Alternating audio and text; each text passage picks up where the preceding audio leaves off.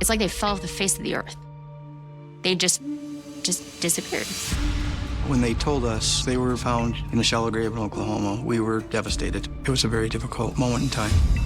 There are evil people out here in this world.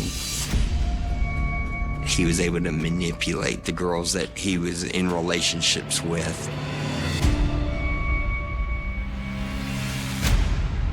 I was terrified. I hate saying this. It's so hard for me because I was just trying to survive. I couldn't come forward sooner. I wasn't safe. I'm gonna be honest, I'm still not safe. There's no remorse. She's angry that she's caught. I'm so sorry. This does not get easier, I promise. Time does not make this easier. On Friday, January 4th, 2019, the Temple Police Department is alerted to the home of 32-year-old Michael Swearingen in Bell County, Texas. That morning, the Temple Police Department received an alarm call at Michael's house.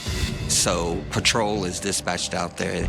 Crime was an abnormality in Michael's neighborhood. They hear the dog inside, and sometimes those alarms will be set off by a dog barking. So the alarm company will try to call what is called the key holder, right? So they're trying to call Michael, and he's not answering his phone. When the alarm company fails to reach Michael, they reach out to his emergency contact, his mother, Debbie. So I went over there, and Michael didn't answer the phone. Michael didn't answer the door. His car was missing too, and I was a nervous wreck. Where's my boy? Michael doesn't do this. I looked through windows, walked around the house. Debbie recalls that Michael told her he was with his friend, 28-year-old Jenna Scott, the day before. So she tries contacting Jenna, hoping she may know where Michael is. When Jenna doesn't answer, Debbie calls Jenna's mother, Karen. The last time her mom saw her, she was dropping her off to see Michael. Her response is, well, Jenna's with Michael. And this starts setting off alarm bells with them. And so they were reporting to law enforcement, hey, we have our concerns. So 2 reports are taken, one for Michael and one for Jenna. We were doing all this searching. The anxiety kept climbing. It's like they fell off the face of the earth. They just disappeared. So we really had to work backwards at that point to try and figure out who we were looking for.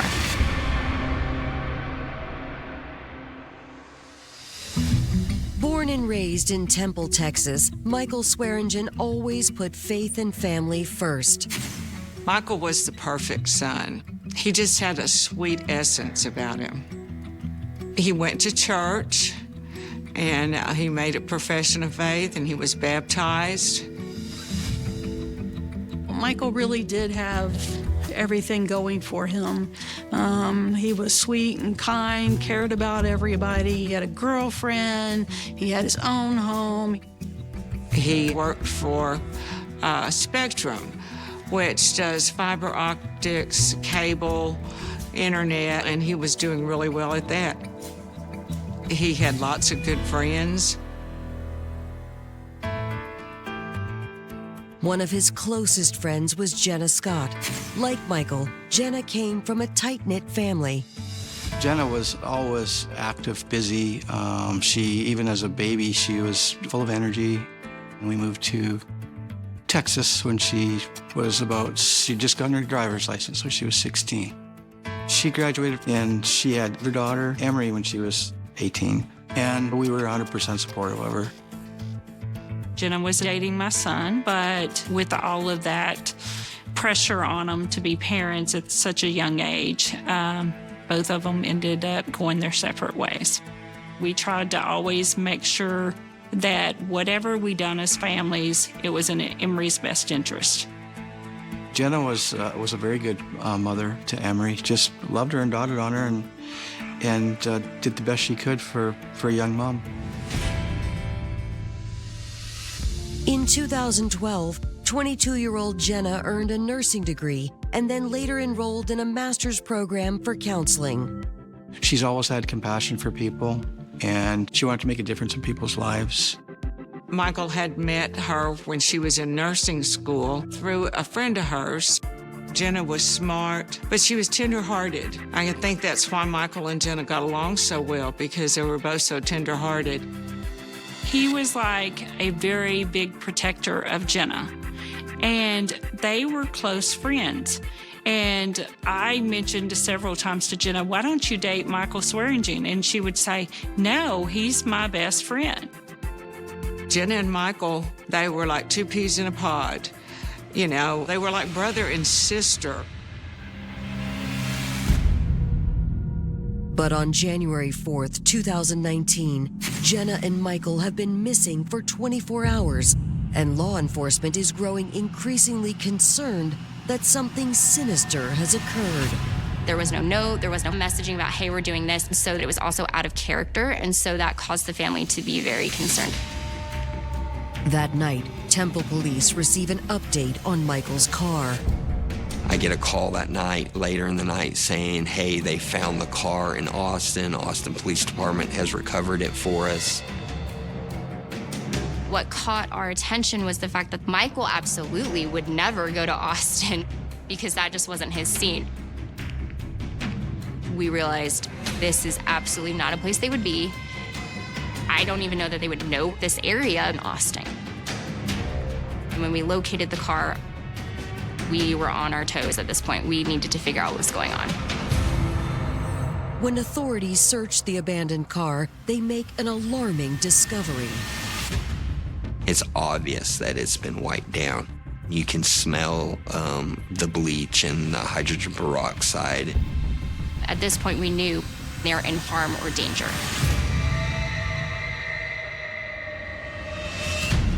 Coming up, as the search for Jenna and Michael intensifies, detectives uncover a toxic relationship. She was panicked, trying to call 911. She said, my blood will be on your hands. And a tell-all interview will expose a deadly plot. This was a man that, again, I trusted implicitly. This man I felt was the safest. My brain just, I couldn't believe what was happening. I couldn't. Authorities in Temple, Texas are searching for Jenna Scott and Michael Swearingen after they were reported missing on January 4th. 3 days later, detectives meet with both Jenna and Michael's families to get more details on their last known whereabouts. That Monday, we actually went to the house and started to interview the family and friends who were concerned. So January 3rd, there's some text messaging from Jenna. There's a message sent back to Karen and says, hey, I'm gonna stay with Michael. Jenna's mom says, well, I thought we were gonna do this. No, I'm gonna stay with him. Jenna's daughter's birthday was coming and they were planning for that. Well, why would she just up and leave? Family members reveal their theory that Jenna and Michael were targeted by Jenna's ex-boyfriend, Cedric Marks. Detectives learned that Jenna met 40-year-old Cedric in 2015. Jenna and him met on Tinder, and they had this on and off relationship for about 3 years. Cedric had this charming appearance because he was an MMA fighter. He won a lot of matches. He taught self-defense classes for women. He seemed like the perfect man up front. He was a single dad, which I had respect for him for that. He would actually bring his kids over, we had meals together, things like that. So we were very accepting of Cedric and his children. Family members allege that after 3 years of dating, the relationship turned violent. He had choked her out. He had assaulted her. She was shaken up quite bad. And the way that I viewed the situation at that time was I need to protect Jenna. And in 2018, we filed for the protective order and we thought that that was the best choice to keep him from destroying Jenna's life any further. So we went through that process, and they had the hearing, the protective order hearing, where Cedric basically portrayed Jenna as being this crazy woman. And then Jenna got to, plead her case too. And that's where the judge actually said, no, you're not getting a protective order. Jenna told the judge after he denied it, "My blood will be on your hands." Detectives learned that in August 2018, Cedric was charged with breaking into Jenna's home. Jenna and Emery, her daughter, they were inside, and Jenna was panicked, trying to call 911. She reports that Cedric has broke into her house. The district attorney finds out and asks for a criminal investigation. This detective actually called him and told him, you can turn yourself in. And that night is when he fled to Michigan. And then that's when the federal warrant was ultimately issued for him. Now, 5 months later, Jenna and Michael are missing, and their families fear that Cedric may have returned to Texas looking for revenge. Jenna feared for her life, and Cedric Marks was the reason. So it was kind of a question of, where is Cedric? Back at the station, detectives reach out to the U.S. Marshals Service to help track down Cedric. We utilize the Marshal Service a lot. Cedric had a felony warrant, and so that would fall into their purview to help us. The next day, we got the phone call.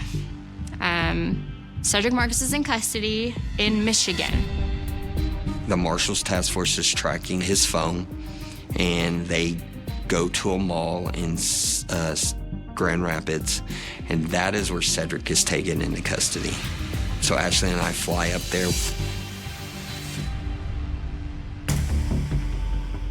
While Cedric is held on the federal warrant, detectives go to his registered address in Muskegon, Michigan, a home owned by his wife, Janelle McDonough. Cedric was arrested in Michigan, and the next day, the detectives from Texas as well as from Michigan were at the house.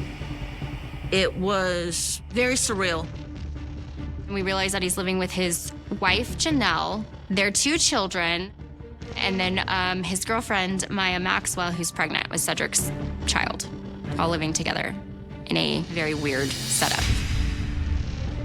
Detectives seize the opportunity to learn more about their primary suspect. We gave them the option to come talk with us, right? Because they're ultimately not who we're trying to investigate, but they're here. So what would you know, right? I went with them, and I remember I was trying to protect myself, trying to protect the boys. I was trying to protect Cedric at the time because I didn't understand the whole story. I didn't understand what they understood of him at that point in time. So Corey's interviewing Janelle, and I'm interviewing Maya, and she brings up how Jenna and Michael are missing. We didn't know how much she was involved at that time, but you know something.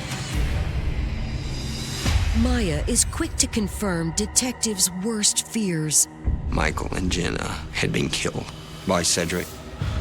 Maya was actually there and saw what happened.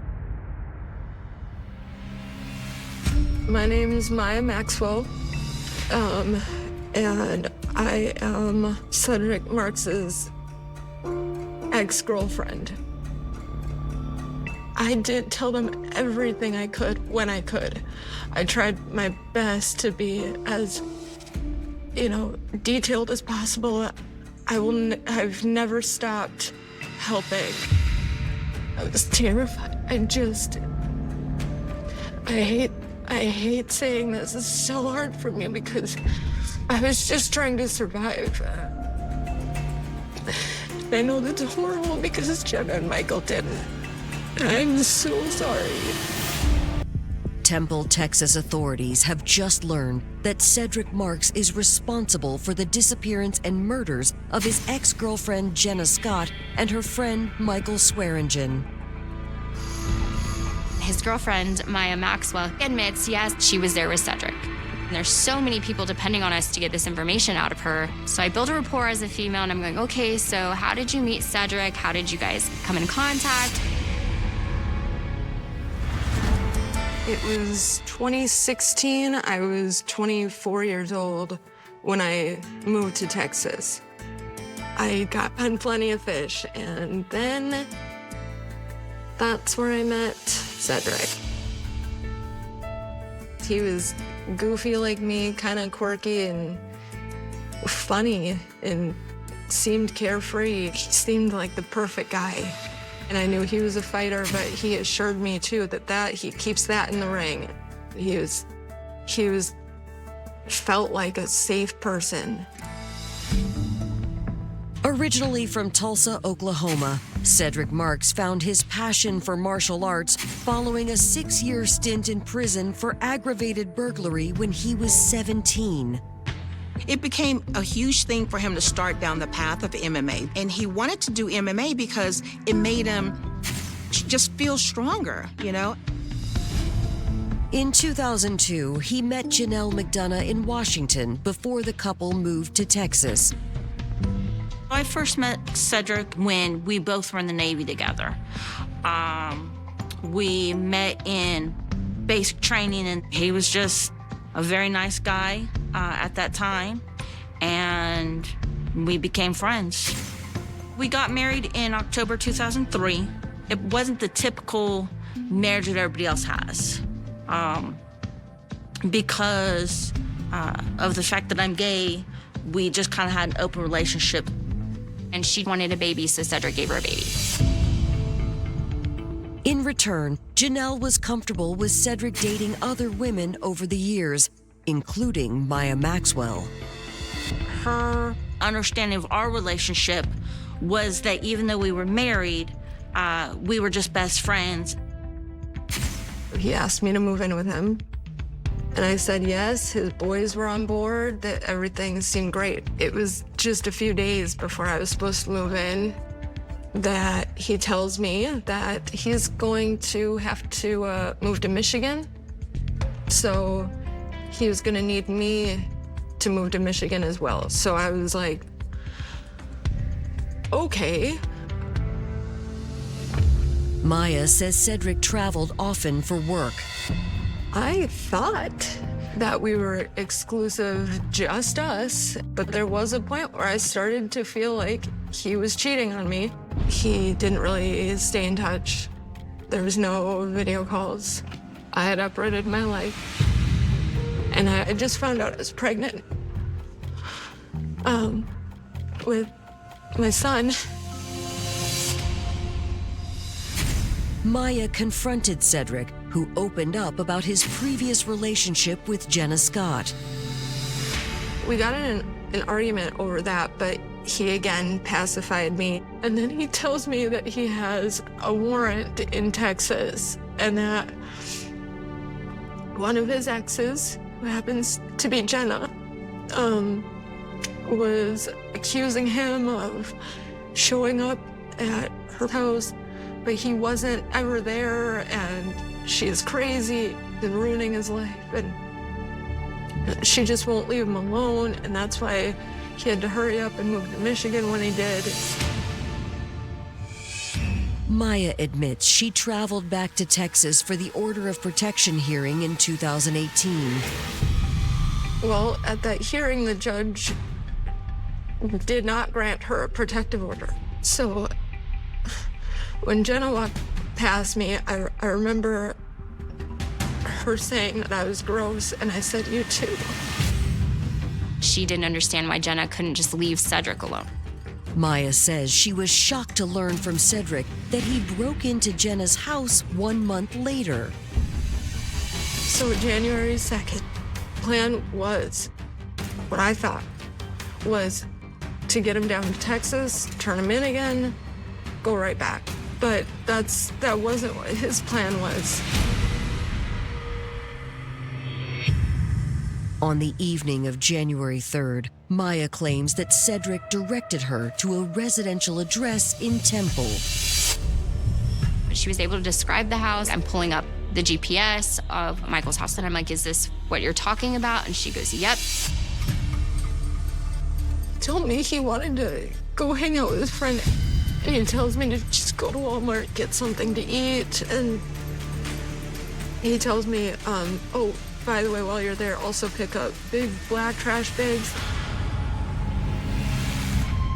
Maya admits she went to Walmart and purchased trash bags before driving to a friend's house. One of his friends was out of town for the week, so we were staying at her place. Eventually, I hear the garage door, and he walked in with Jenna. She was handcuffed, and he put her in one bathroom, and then he went back out to the garage, and he brought in Michael, handcuffed. I'd never met Michael. I'd never heard of him, and he put Michael in the other bathroom. Maya tells detectives that's when Cedric began to strangle Michael. I begged him to stop. I couldn't get up. He had it, and he just turned and looked at me. He told me to look the F away.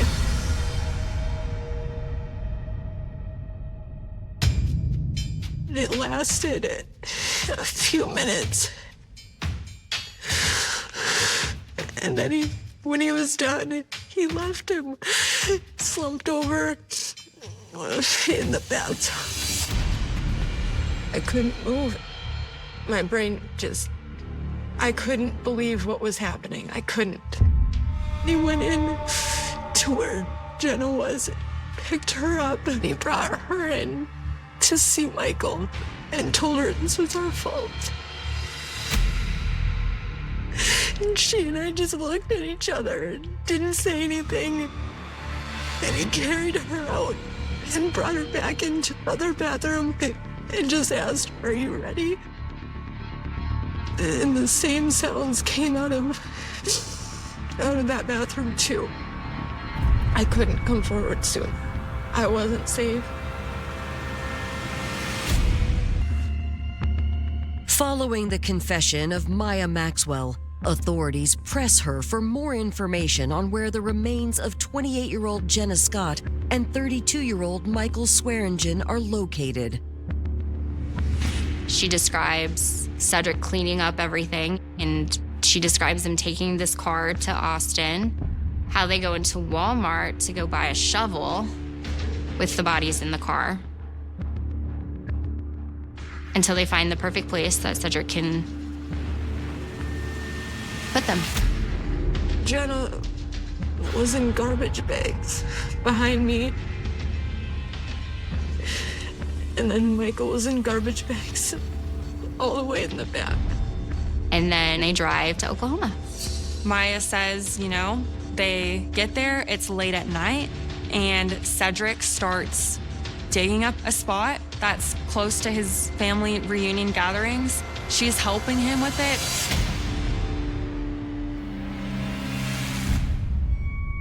He had told me if I tried to get away, he knew the area better than I did.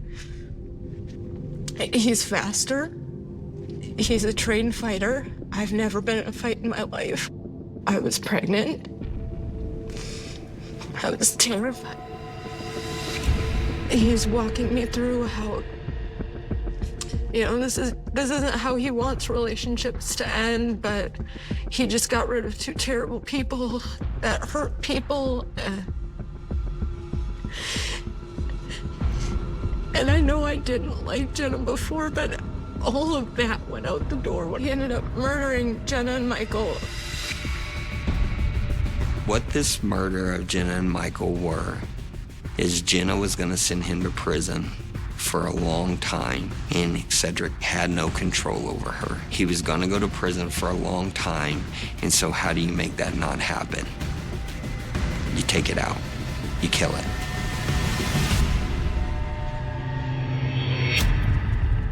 With Maya's help, detectives determined the location where Jenna and Michael's bodies were buried. We get to Oklahoma, it's cows, it's just pasture. We walk onto the property and we see exactly what she's talking about. You can see the tracks of the tires. And then what we do is we actually have the anthropologist come out because it's a recovery. And they say, yep, they're here and here based on the dirt and the settlement and the different discoloration. It takes a part of your soul that you don't get back. Seeing Michael and Jenna that day in Oklahoma, when we finally got to get to them, a part of me died that day.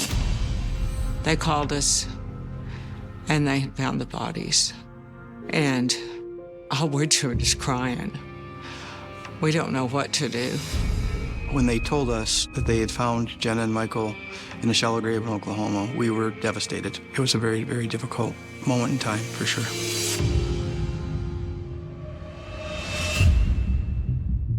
The medical examiner determines that Michael Swearingen died by strangulation, which matches Maya's account of the murder.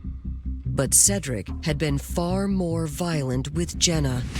We strangled her. We had duct tape on the back of her neck. But he beat her. And he did all the damage to the organs by beating her.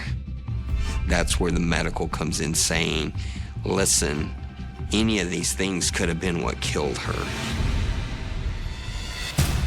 With Maya's story told and the victims' bodies found, police determined that she should be charged with 2 felony counts of tampering with evidence. She says it herself. Had I just called 911 when I saw Jenna, none of this would have happened.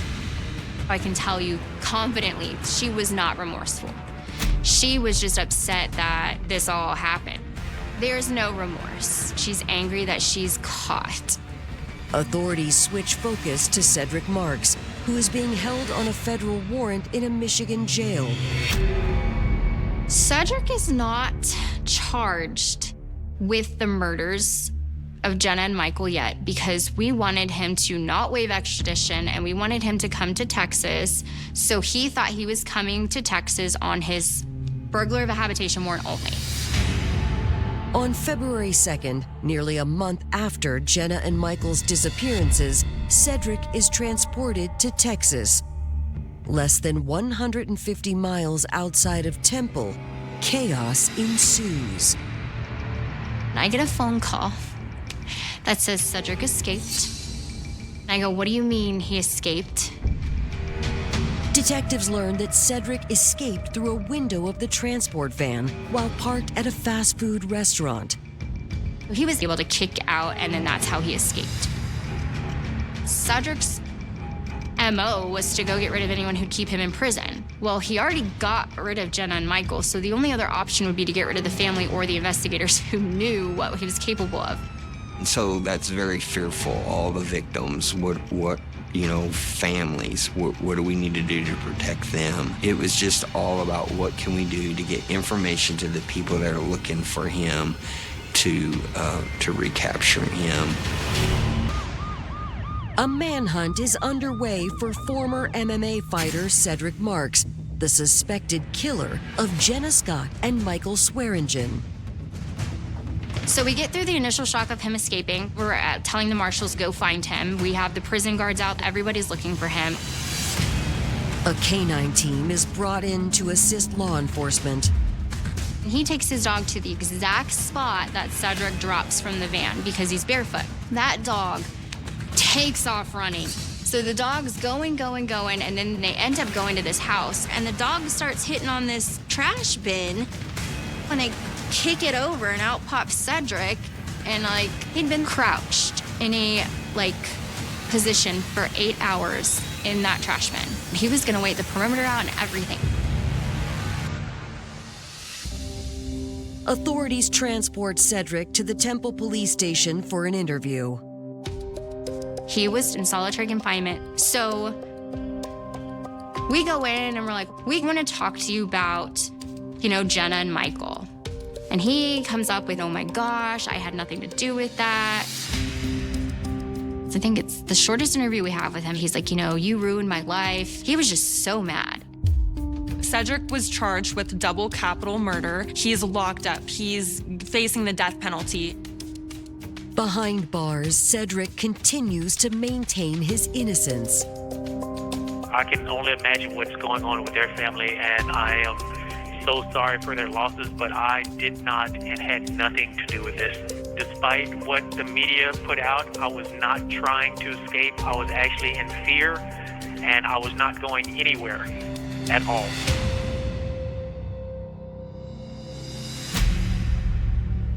More than 1,000 miles away, the news of Cedric Mark's arrest catches the attention of authorities in Bloomington, Minnesota, due to his connection to a missing persons case 10 years prior. In October of 2008, April Pease filed for a protective order against Cedric before she disappeared. Minnesota detectives contact Temple Police and inform them that Cedric has been their #1 suspect in April's disappearance.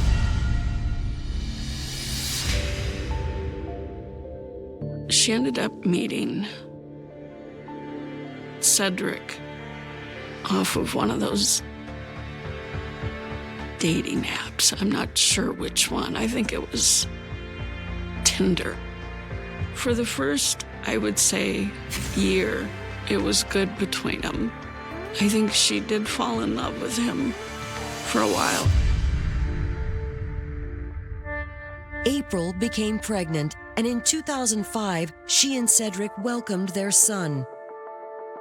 At that time, he was having a baby with Janelle, and then he had a baby with April, very close together. They're about 4 months apart. And, she stayed with us for a little while.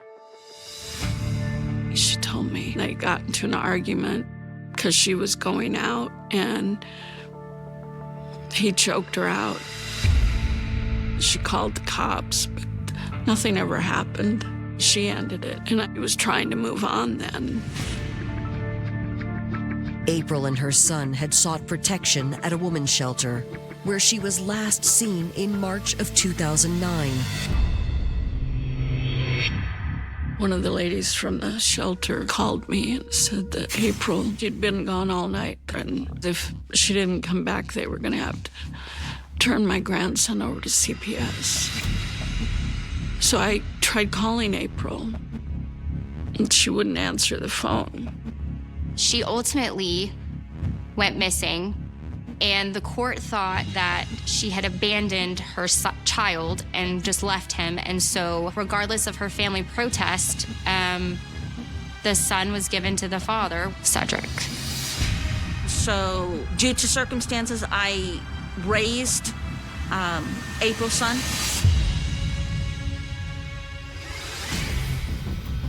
Fast forward 10 years, and Jenna and him are in a volatile relationship. It's the same routine. So that kind of started our thinking, is this a serial killer case? 44-year-old Cedric Marks stands accused of killing his ex-girlfriend, Jenna Scott, and her best friend, Michael Swearingen, with the help of his current girlfriend, Maya Maxwell. It was retaliation. Cedric Marks was upset that Jenna had filed criminal charges against him. Cedric was jealous of Michael. I think he thought something was going on between Michael and Jenna. Cedric has also been a suspect in the disappearance of April Pease 10 years earlier, raising fears authorities might be dealing with a serial killer.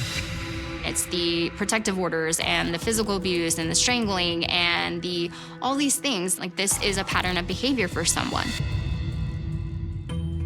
On January 30th, 2019, investigators in Texas and Minnesota team up to interview several witnesses in the April Pease case, including another girlfriend he had at the time, Kelly Sorensen. So we go, and Kelly interviews with both the Minnesota police and us, and she was able to recall a situation with April and Cedric. She said he has killed April Pease. Then we find out that Kelly had actually been present with Cedric. April Pease first went missing in 2009, and there was this custody battle with Cedric at the time.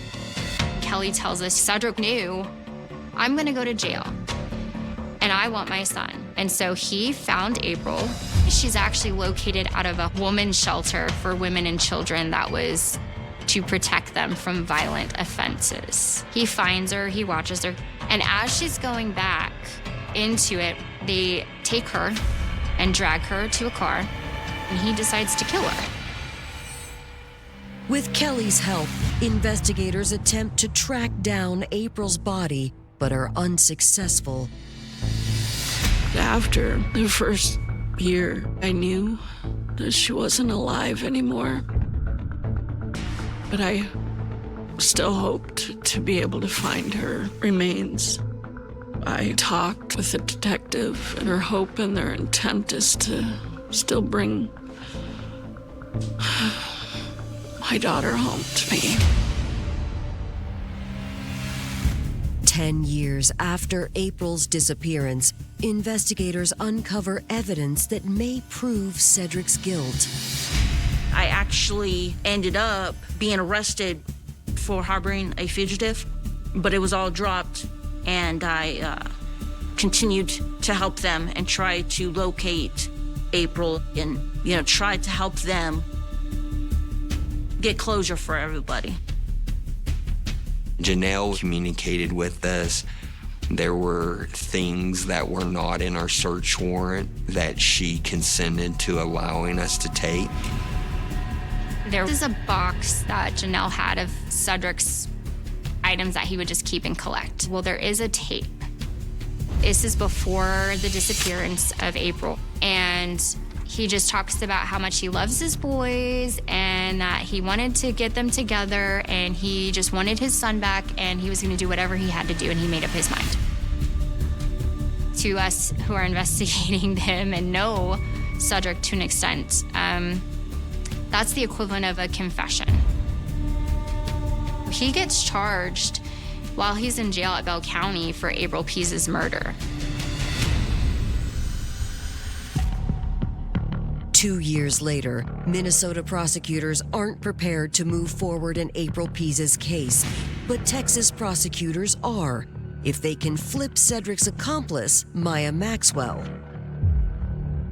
They needed Maya's testimony. It was really crucial in this whole case. Prosecutors agreed to a lesser sentence in exchange for Maya's testimony. Maya takes the deal, pleading guilty to 2 counts of tampering with a corpse. She got 20 years in prison with the chance of parole. I did tell them everything, and unfortunately in Texas, that meant that I had to be part of it, and for them to get justice, then that's fine. On Monday, April 17th, 2023, Cedric Mark's murder trial for Jenna Scott and Michael Swearingen begins. Cedric believes he's the smartest man in the room. He believes he knows the law better than any lawyer. He decided to defend himself. Prosecutors fight back with a mountain of circumstantial evidence. We saw phone extractions and timelines of exactly where he was at a certain time and date, and it lined up completely with the murders. We went to Henrietta, Oklahoma, where we know that shovels were purchased, and got the video there, and you see Cedric and Maya in footage. 2 weeks into the trial, Maya takes the stand as the state's star witness. When Maya walked into the courtroom, there was almost a shift. She would not make eye contact with Cedric. I think Maya really, really regretted everything. She felt terrible, was breaking down into tears, and kept apologizing. They did not deserve that sick man did. There are evil people out here in this world, and he's one of them. He was able to manipulate the girls that he was in relationships with. Following a 6-week trial, the jury hands down its verdict. Cedric Marks was found guilty of double capital murder for Michael and Jenna. He was sentenced to death. There's some comfort in knowing that he is going to suffer for his actions, but there's no justice for murdering a young woman and man like that. So Michael and Jenna's case is closed with this conviction. April's is charged and still open, but that there's no statute of limitation to murder, and sometimes we just have to be patient. Cedric Marks took two amazing people away from their families. No mother, no family would ever have to go through what we did. We had to go through this and go through the trial. It's just terrible.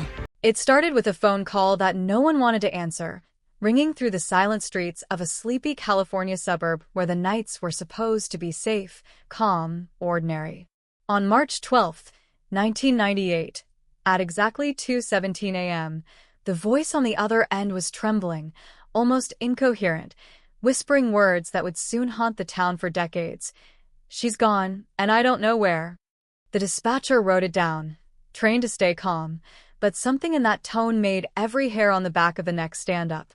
By dawn, the local police were driving down winding streets flanked by palm trees and shuttered homes, the fog of early morning mingling with the scent of freshly cut grass, a deceptive serenity masking the terror that had erupted in a single-family home.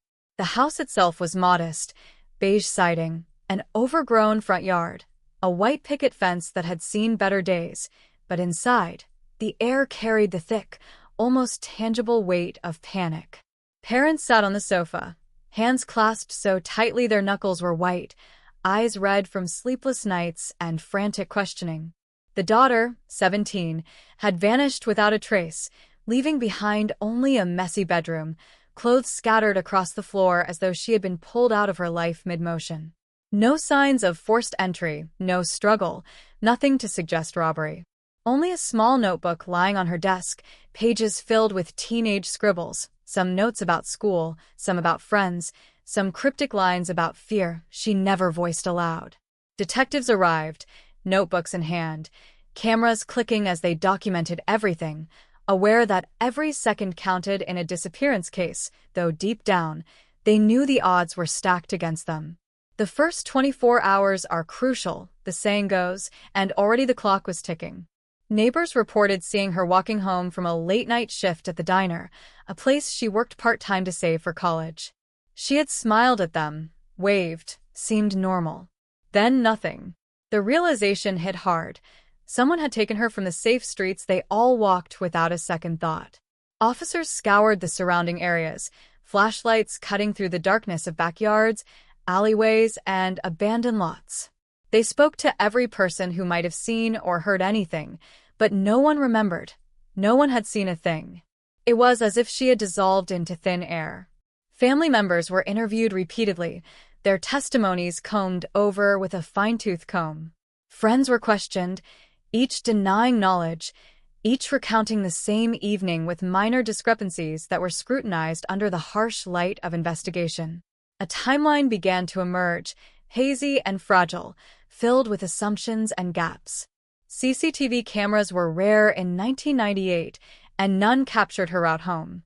The local community, once tight-knit and trusting, began to unravel, whispering rumors about strangers, about hidden dangers, about the darkness that could hide behind suburban facades.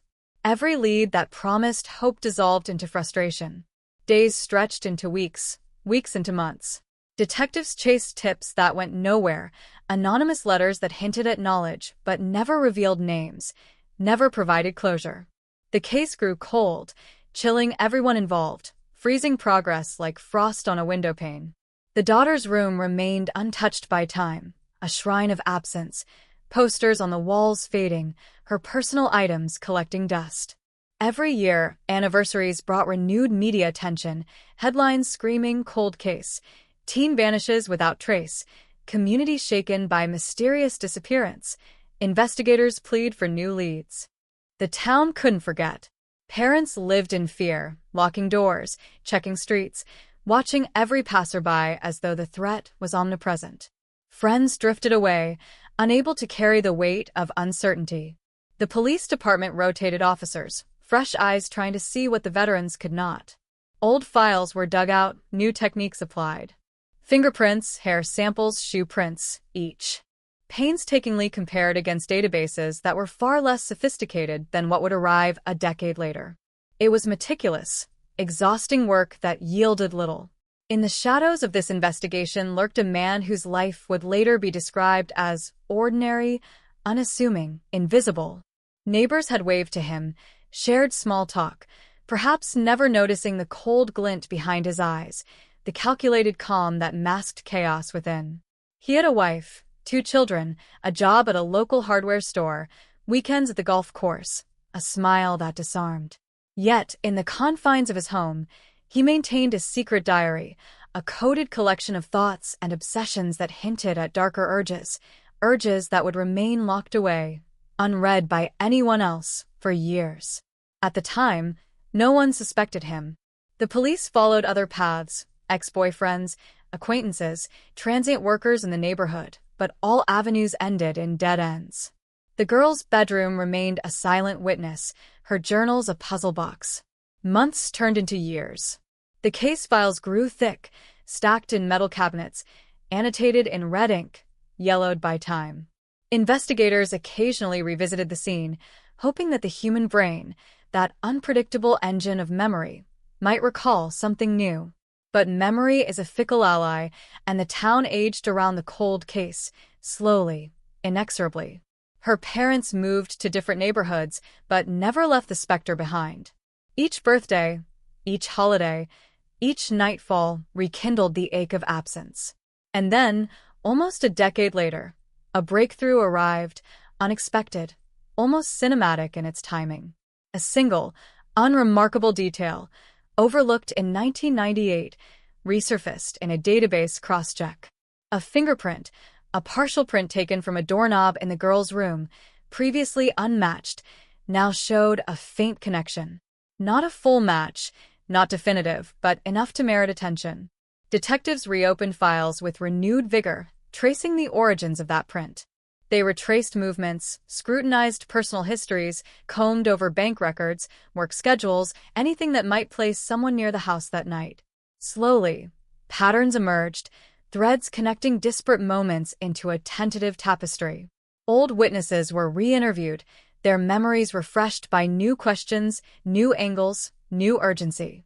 Some remembered a shadow lingering near the corner store, a man in a brown jacket who seemed out of place, glancing repeatedly at his watch.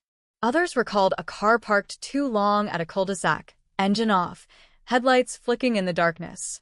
No single memory was compelling alone, but together, they began to form a shape, a silhouette of the possible. The pressure mounted. Every lead reignited a community long numbed by disappointment. Media outlets picked up the story again, headlines screaming of hope. Cold case reopens after decade of silence. Break in 1998 disappearance. The family, older now, weary from years of pain, felt the tremor of possibility, cautious optimism tempered by a lifetime of letdowns. Detectives worked around the clock, poring over decades of evidence, connecting dots that had lain dormant, considering motives, opportunities, capabilities.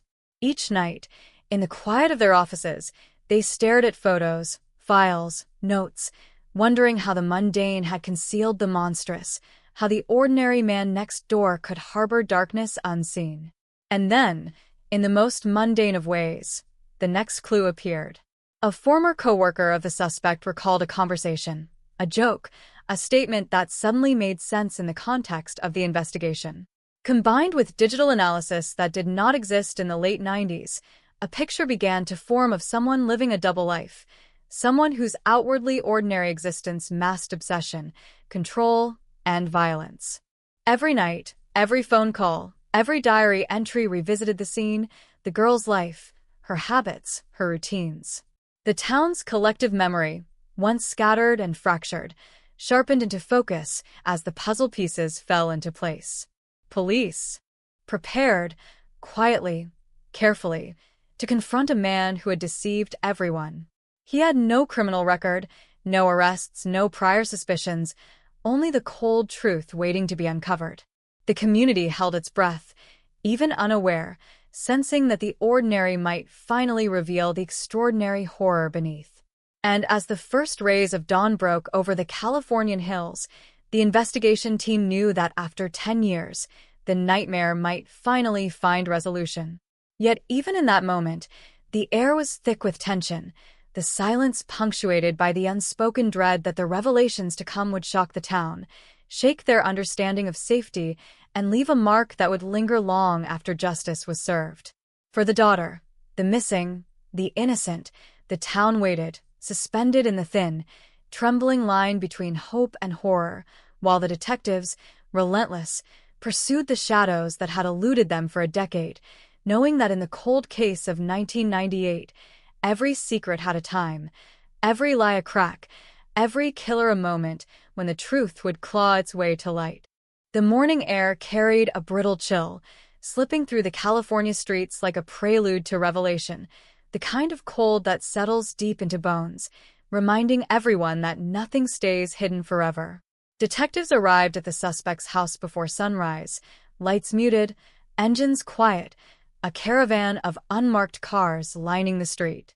Neighbors, still half asleep, peered through blinds, puzzled by the sudden movement, unaware that history was about to collide with the present. The house looked unchanged, ordinary, almost comforting in its mundane appearance. Yet within those walls lay a labyrinth of secrets, a double life meticulously constructed, a facade that had fooled an entire community.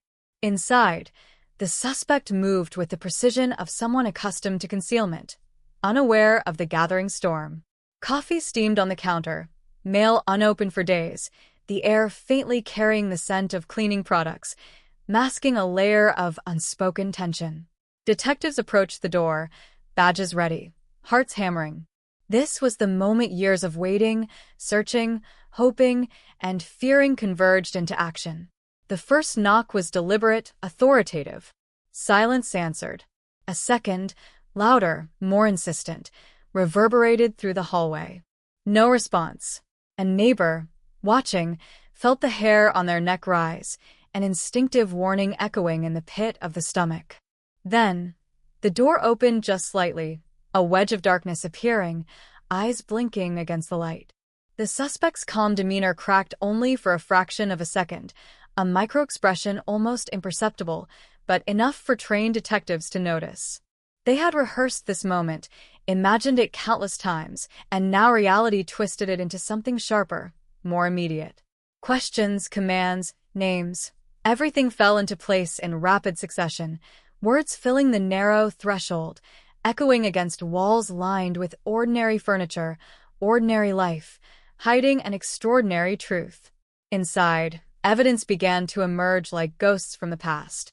Drawers opened to reveal documents meticulously filed, photographs of places, people, and objects that at first glance seemed innocuous.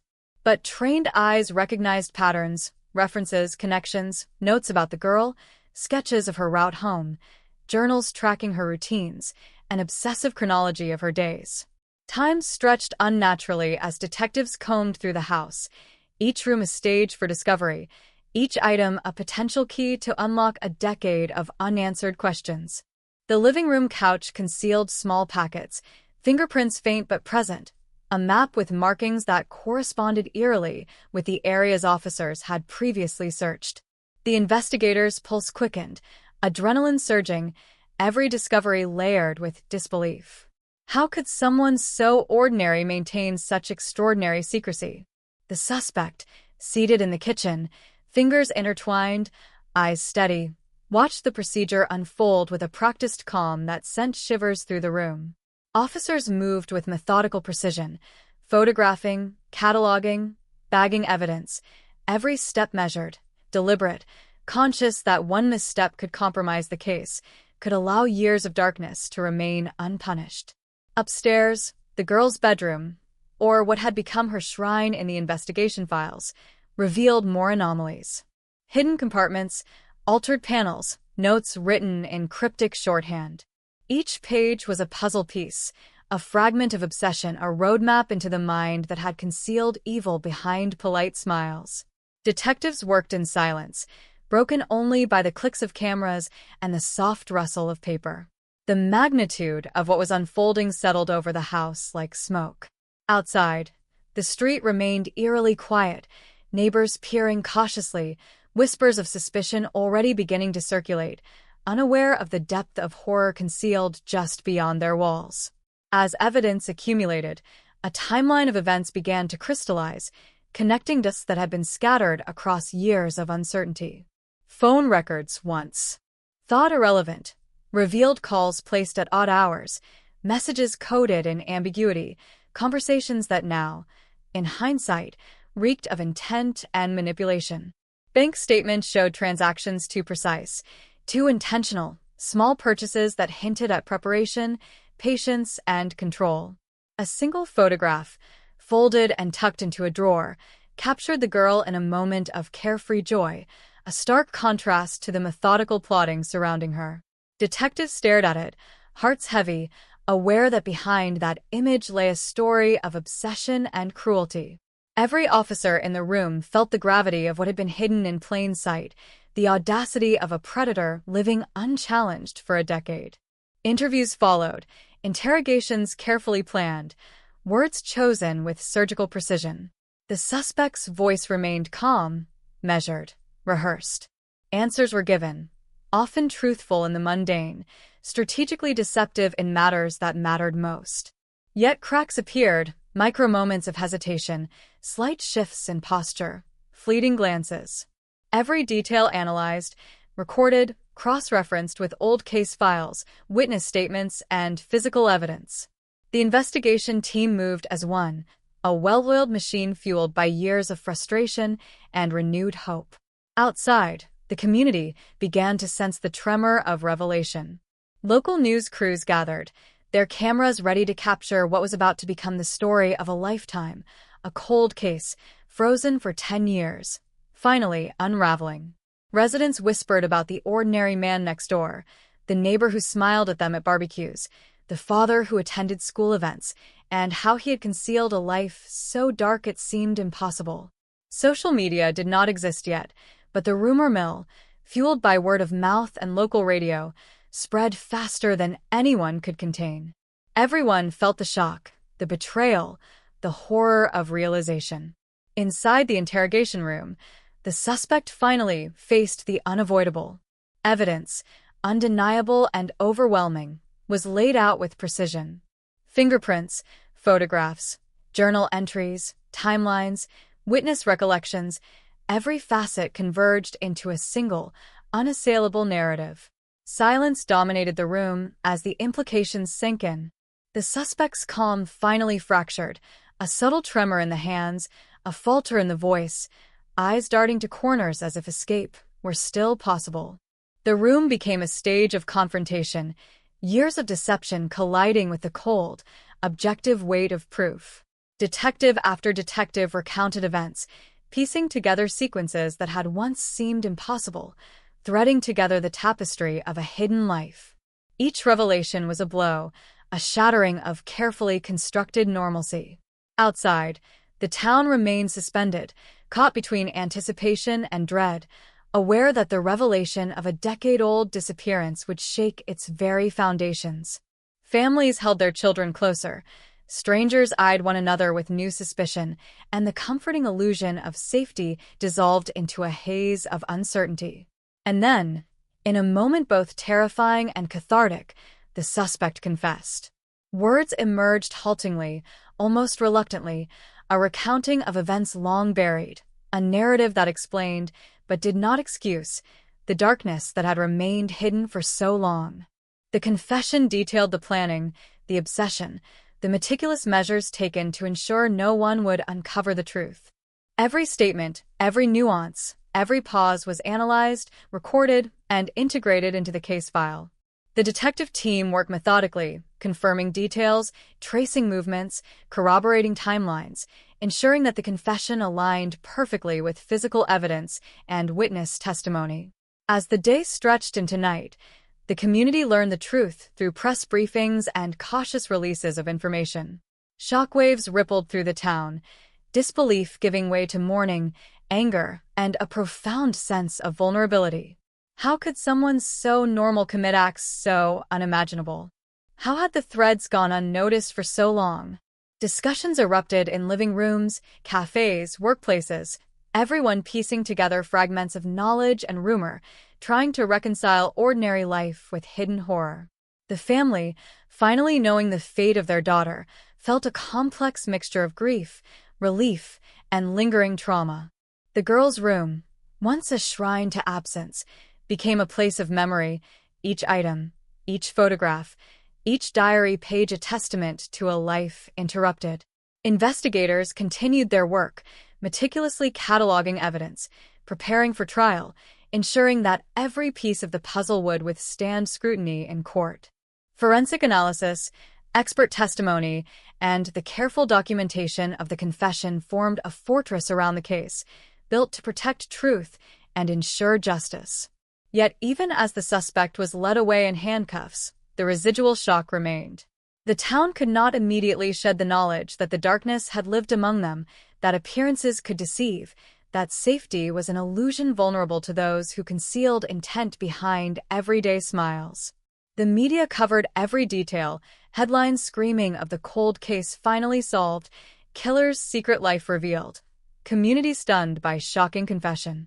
Television anchors recounted events with a mixture of reverence and horror, while reporters interviewed neighbors, friends, and family, each voice adding texture to the narrative of deception, obsession, and revelation. In the aftermath, the town slowly began to process the unthinkable. Streets that once felt familiar now carried an undercurrent of tension. Conversations carried the weight of awareness, and even casual interactions were tinged with vigilance. The legacy of the cold case lingered, a reminder that evil could hide behind ordinary facades, that vigilance, awareness, and relentless pursuit of truth were necessary shields against the unseen. Meanwhile, investigators continued to dig, uncovering additional details, smaller acts that had gone unnoticed, patterns of behavior that extended beyond the immediate crime. Every revelation reinforced the chilling reality. The ordinary could conceal the monstrous, and justice, though delayed, could illuminate what darkness had once concealed.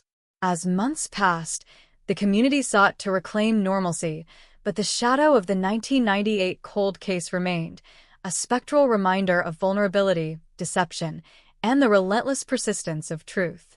The girl's story, once defined by absence, was now anchored by revelation. Her memory, her life, and the events surrounding her disappearance became a focal point for understanding the depths of human behavior, the fragility of safety, and the power of determination.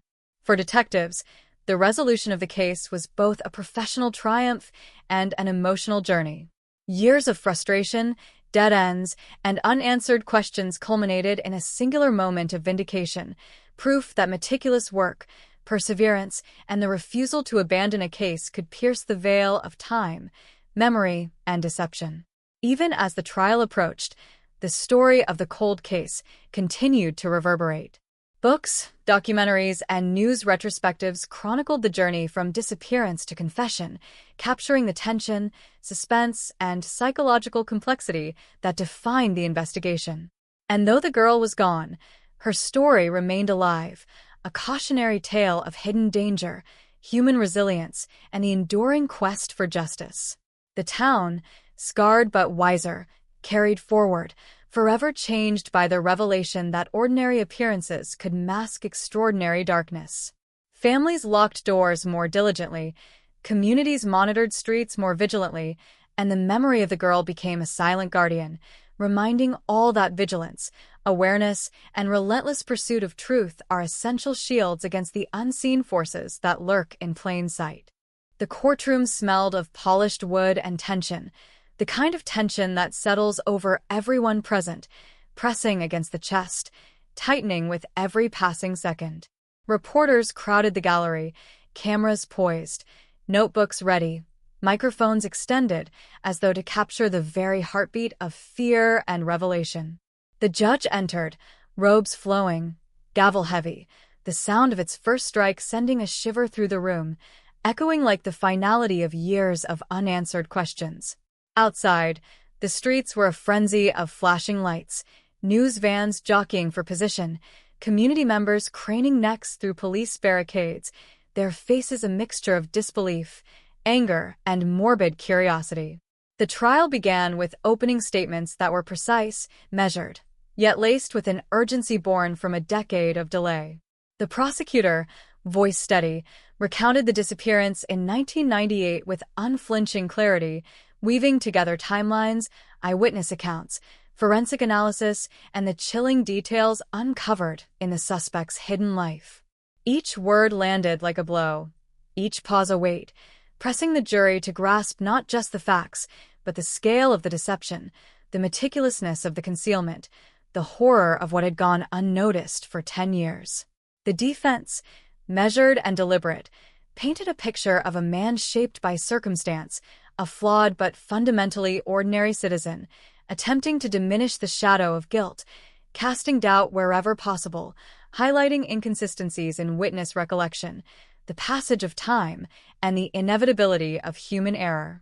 Yet for every argument raised, the prosecution countered with precision, methodically dismantling uncertainty, threading the narrative into a coherent, undeniable tapestry of truth. Witnesses were called, one by one, their voices trembling as they recounted moments long buried in memory. Neighbors described fleeting glimpses, odd behaviors, anomalies at the periphery of everyday life. Friends and family recalled small incidents, subtle warnings that had been overlooked, minor acts of intrusion, obsessive behaviors that only now, in the harsh light of hindsight, revealed their significance. Forensic experts explained, in crisp, methodical terms, how evidence preserved for over a decade confirmed what everyone had suspected, yet no one could prove until now. Fingerprints matched, journals were decoded, timelines corroborated, digital analysis confirmed, all converging into an airtight narrative that left little room for denial. The suspect, once calm and composed, sat rigidly, occasionally glancing down at the table, eyes betraying fleeting flashes of fear, a realization that control, meticulous planning, and the illusion of ordinariness had finally collapsed under the weight of truth. Each testimony, each piece of evidence, deepened the atmosphere, making the courtroom feel both intimate and suffocating. Journal entries were read aloud, lines meticulously chosen, demonstrating obsession, control, and a cold, calculated approach to concealment. Photographs were displayed, juxtaposing innocence and predation, life interrupted by an unseen hand that had manipulated, tracked, and ultimately destroyed normalcy. The community outside followed updates obsessively, glued to television screens, radio feeds, online forums, even though the internet was still nascent, sharing theories, gossip, and collective shock. Every revelation seemed to ripple through households, cafes, workplaces, neighbors now questioning each other, friends reevaluating memories, parents eyeing streets with renewed vigilance. During cross-examination, the defense attempted to poke holes, to inject doubt, to suggest alternative narratives, but the prosecution remained unyielding, each rebuttal delivered with precision, each point cementing the narrative of deliberate, calculated wrongdoing. The jury listened, eyes wide, absorbing the magnitude of what unfolded before them. Days passed, then weeks, and with each session, the walls of deception crumbled further. The cold case of 1998, once frozen in uncertainty, was thawing, revealing a clarity both horrifying and necessary.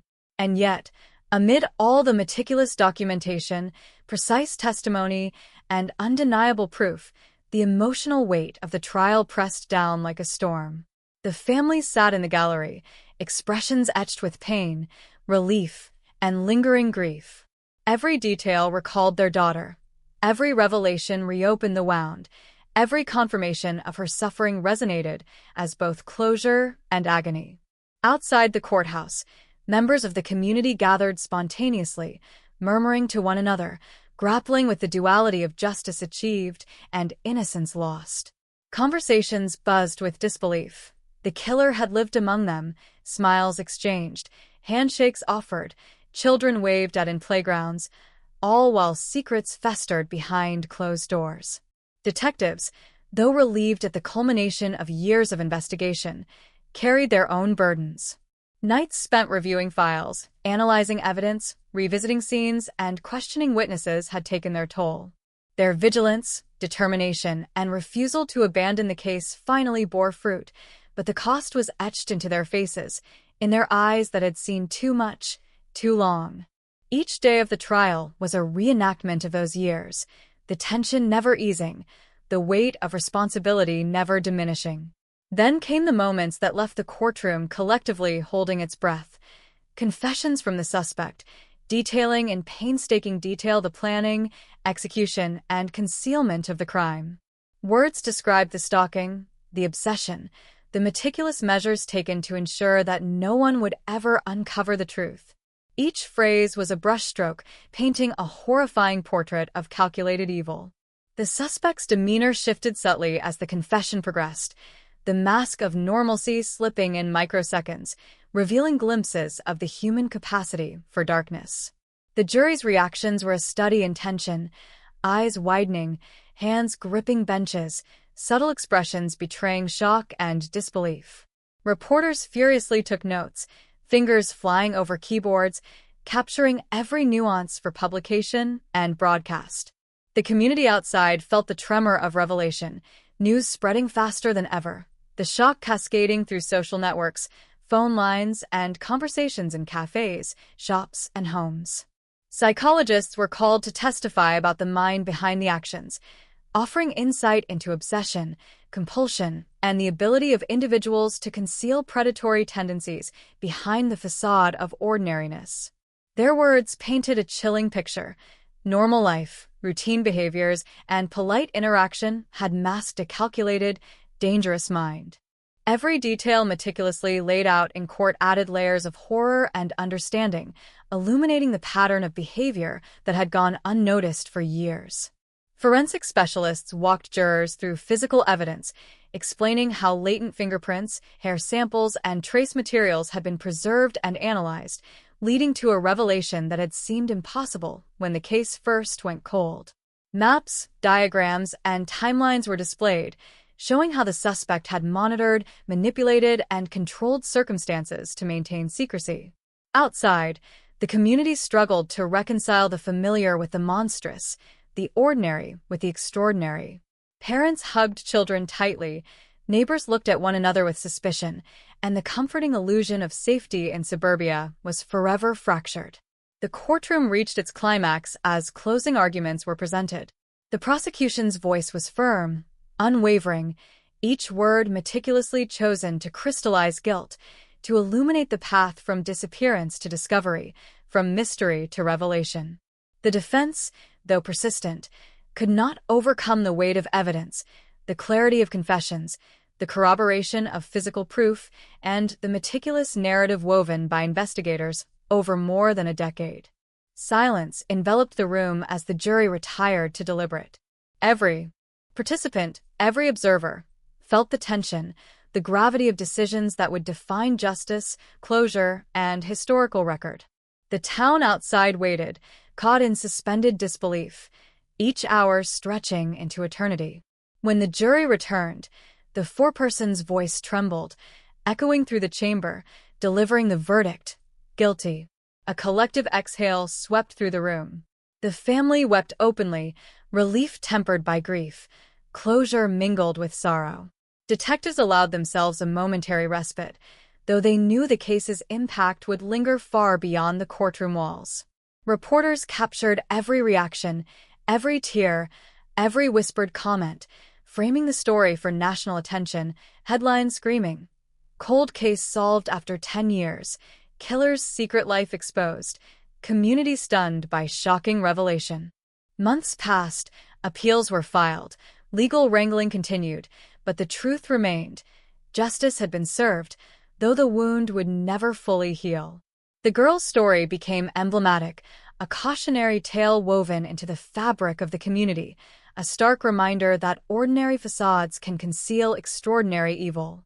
Memorials were erected, scholarships named in her honor, and her life, interrupted, became a symbol of vigilance, perseverance, and the relentless pursuit of truth. Detectives continued to lecture, train, and share experiences, using the case as a template for uncovering hidden crimes, demonstrating how meticulous work, persistence, and refusal to abandon investigation could pierce even the thickest veil of secrecy. Communities began to adopt new safety measures, awareness campaigns flourished, and neighbors looked out for one another with renewed purpose. The legacy of the 1998 cold case persisted, a blend of horror, revelation, and resilience. Books, documentaries, and retrospectives captured the narrative, delving into psychological profiles, investigative techniques, and the emotional landscape of a decade-long pursuit. Even as years passed, the story retained its power, a chilling reminder that evil can hide in plain sight, that truth, however delayed, eventually emerges, and that the shadow of a cold case leaves an indelible mark on the hearts and minds of all touched by it. And so, the town, forever changed, moved forward cautiously, with eyes wider, hearts heavier, and memories sharpened. Every quiet street, every familiar face, every routine interaction carried the weight of history, a subtle awareness of vulnerability, and a respect for the relentless quest for justice that finally revealed the secret life of a killer who had lived among them, undetected for so long.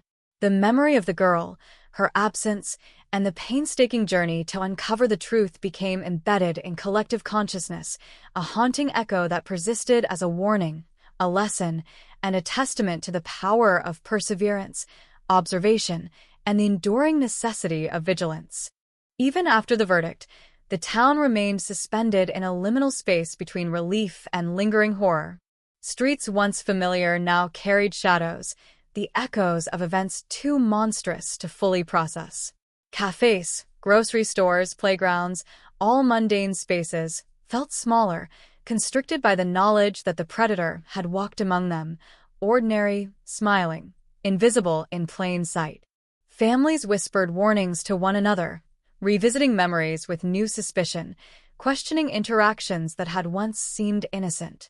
Windows were checked twice at night, doors bolted with mechanical precision, alarms installed where none had been needed before. Life attempted to resume its rhythms, but the pulse of fear lingered beneath every normal beat. Inside homes, the story replayed endlessly, a looping sequence of disbelief and recollection. Parents recounted the girl's disappearance to children cautiously, aware that innocence must be preserved even as awareness was instilled. Friends exchanged glances, acknowledging that subtle signs had been overlooked, that human perception is both powerful and flawed, capable of recognizing danger only in hindsight. The detectives who had unraveled the case worked tirelessly even after the trial, documenting every nuance, ensuring the comprehensive preservation of evidence, recording testimonies in exhaustive detail. Each file, each photo, each journal entry was a testament to their meticulous persistence, a safeguard against future doubt or attempt at manipulation. Yet beyond the procedural closure, the psychological weight endured. The suspect, now incarcerated, was subjected to evaluations that peeled back the layers of deception, obsession, and calculation that had defined his secret life.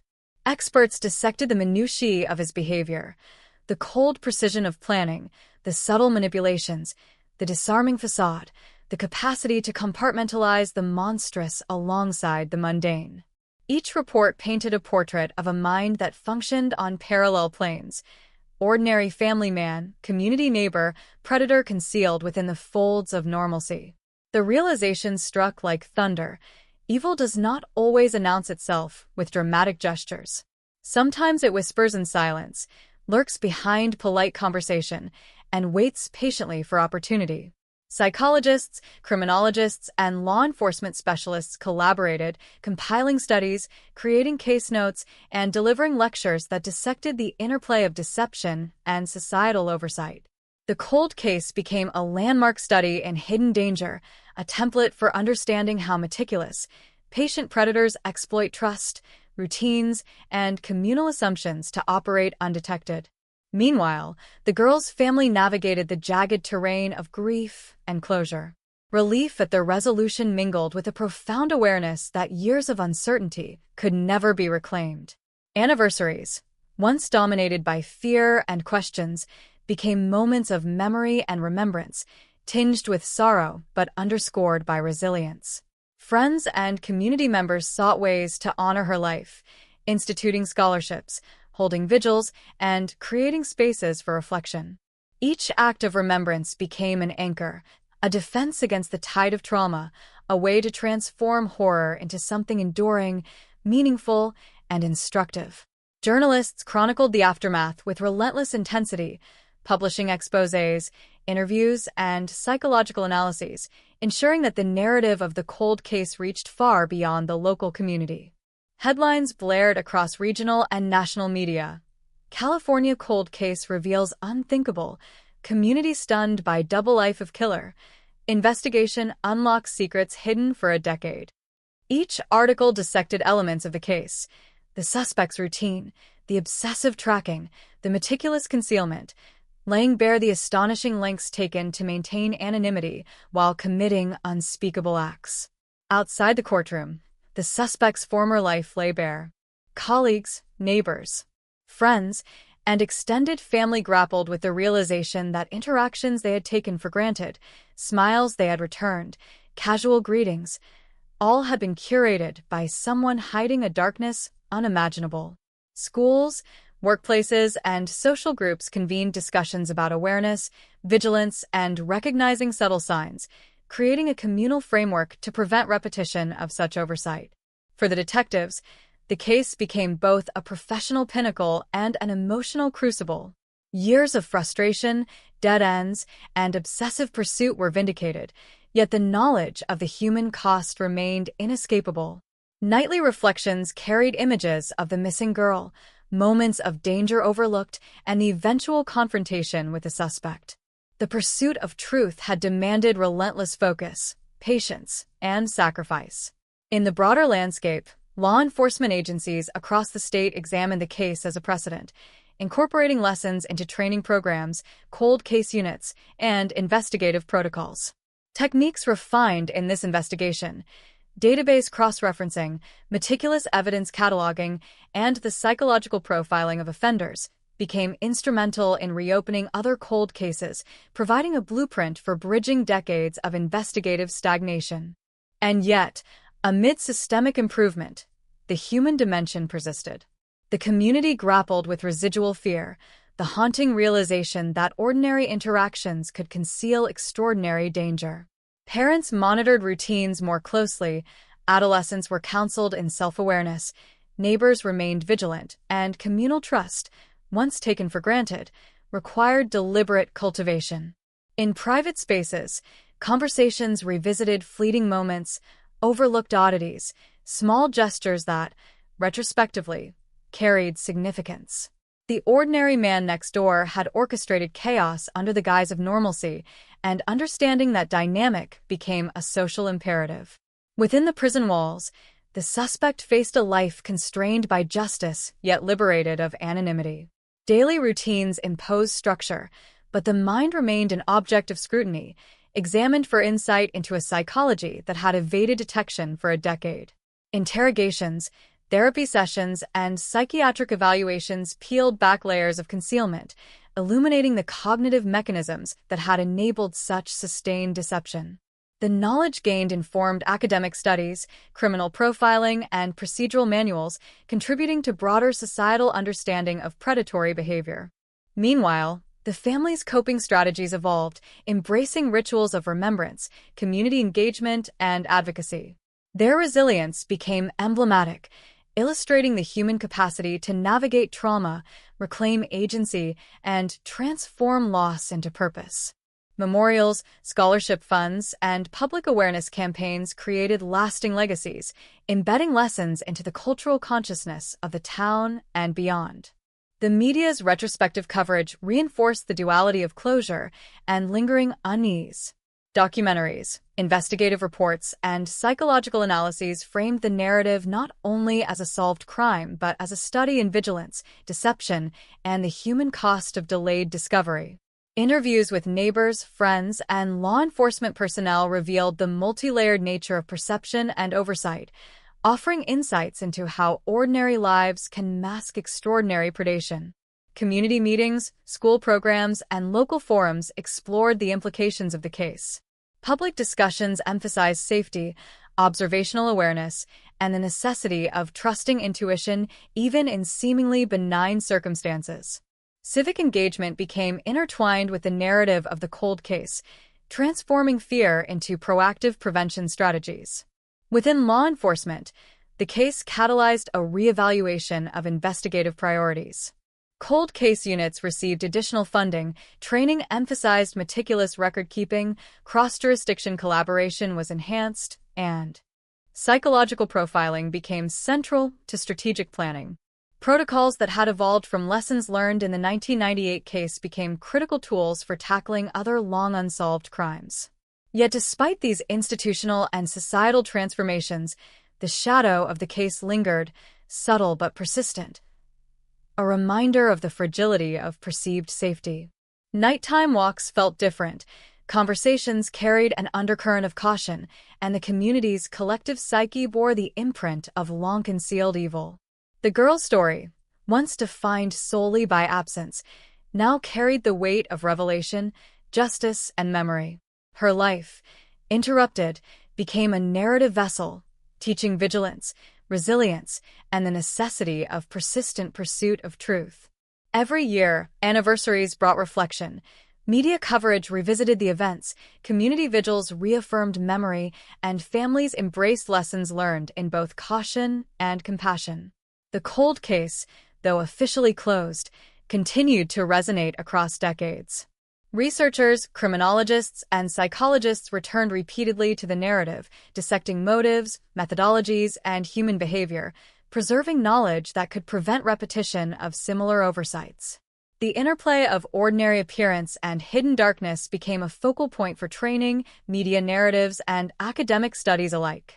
The suspect, confined yet observed, became a subject of ongoing study, contributing indirectly to the understanding of cognitive patterns, deception, and the meticulous orchestration of concealed criminal activity. Communities leveraged these insights to improve surveillance, communication, and neighborhood cohesion, turning fear into informed action. Simultaneously, the human dimension of grief and recovery persisted. The family navigated life with the awareness that closure is never absolute, that memory, trauma, and resilience coexist in a delicate balance. Their story became intertwined with the broader narrative of the town, a living testament to the endurance of hope, vigilance, and the human spirit in the face of long-hidden evil. And so, the legacy of the 1998 cold case endured, a complex blend of horror, revelation, and redemption. Streets regained a semblance of normalcy, yet shadows remained, reminding all who lived there that ordinary facades could conceal extraordinary darkness. The town carried forward, informed, vigilant, and forever changed, knowing that in the quiet moments, in fleeting glances, and in the ordinary rhythms of life, echoes of the past would always whisper, urging awareness, caution, and remembrance. Even as the trial concluded and the verdict was rendered, the shadow of the suspect's hidden life lingered like smoke curling through empty hallways, unseen yet unmistakable. Investigators, journalists, and community members alike were drawn into the unsettling reality that the man who had lived among them, smiling, polite, ordinary, had maintained a labyrinthine world entirely unknown. Behind closed doors, he had meticulously chronicled routines, observations, and obsessively tracked behaviors, each note, each diagram, each fragment a testament to a mind calibrated for concealment and control.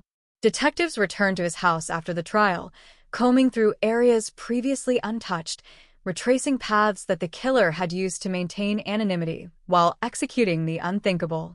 Hidden compartments in walls, false bottoms of drawers, and locked boxes revealed documents in cryptic handwriting, codes that only now could be deciphered with modern forensic analysis. Every page exposed a chilling dedication to secrecy, an obsession with power and knowledge that had allowed him to remain invisible for years. Journals detailed his observations of neighbors, snippets of conversation, and daily routines, cataloged with meticulous precision. He had noted the girl's movements with almost surgical accuracy, the time she left work, the streets she took home, the stores she frequented, turning ordinary patterns into a map for predation. In the margins, sketches hinted at places where he had lingered unnoticed, moments captured with a predator's patience, waiting for opportunity. It was a revelation not only of cruelty, but of extraordinary cunning, a mind capable of compartmentalizing warmth and danger, family and obsession, public smiles and private malevolence. Outside, the community remained abuzz, fascinated and horrified by the depth of deception. Reporters returned to every angle of the story, uncovering neighbors' recollections of odd behavior. A car parked for hours in a cul-de-sac with engine off, a shadow near the corner store, a man watching, writing notes, disappearing before anyone could confront him. Each memory, previously dismissed, now carried the weight of implication, illustrating how easily the ordinary could mask danger. Experts interviewed on television dissected the psychological profile of the suspect: obsessive-compulsive tendencies, compartmentalization, the duality of public civility and private darkness. They explained how predators often integrate into communities, blending seamlessly, exploiting trust, and how minor observations, if overlooked, can allow crimes to persist undetected for years. The detectives themselves found the investigation evolving even after the trial. They revisited evidence, reanalyzed diaries, compared digital reconstructions of timelines, and mapped out the suspect's secret networks of observation. Footprints, receipts, phone records, all recontextualized, provided insight not only into the events leading to the disappearance, but into the meticulous lifestyle the killer maintained for years.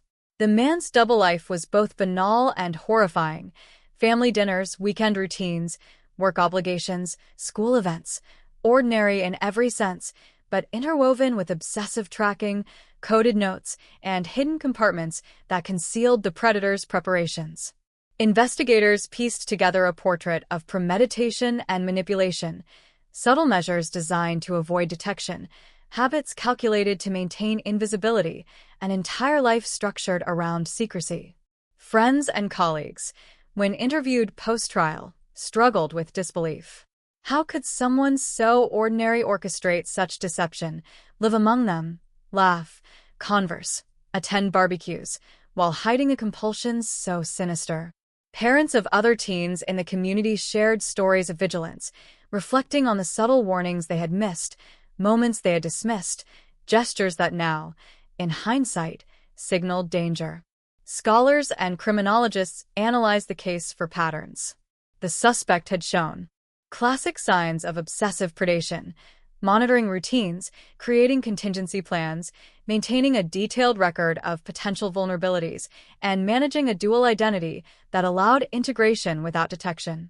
The intersection of domestic normalcy and predatory behavior became a case study in human psychology, a warning for communities everywhere.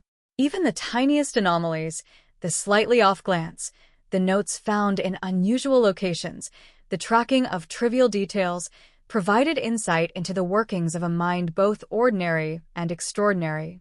Within his home, detectives uncovered further items that told a story of obsession: photographs of the girl taken from afar, annotated with times and observations, scraps of newspaper clippings about missing persons, maps with routes and locations marked in cryptic codes. These remnants, combined with journals, created a chilling roadmap of predatory planning and secret monitoring. Forensic teams worked to match handwriting, paper types, and ink composition to establish timelines, linking each action to a broader sequence that had allowed the crime to go undetected for 10 years. In parallel, the psychological toll on the community became apparent. Adolescents recounted feelings of unease. Children spoke of adults they now viewed differently. Families grappled with a heightened awareness of danger. Even the simple act of walking home from school became fraught with vigilance. Every shadow suspect, every quiet street a potential hazard. The local media chronicled these shifts, reporting on how one cold case could redefine communal perception, instill caution, and leave an indelible mark on collective consciousness. Meanwhile, the detectives explored the digital and analog remnants of the suspect's life. Old phone records, diaries, and day planners were cross-referenced, revealing a meticulous pattern of observation and calculation.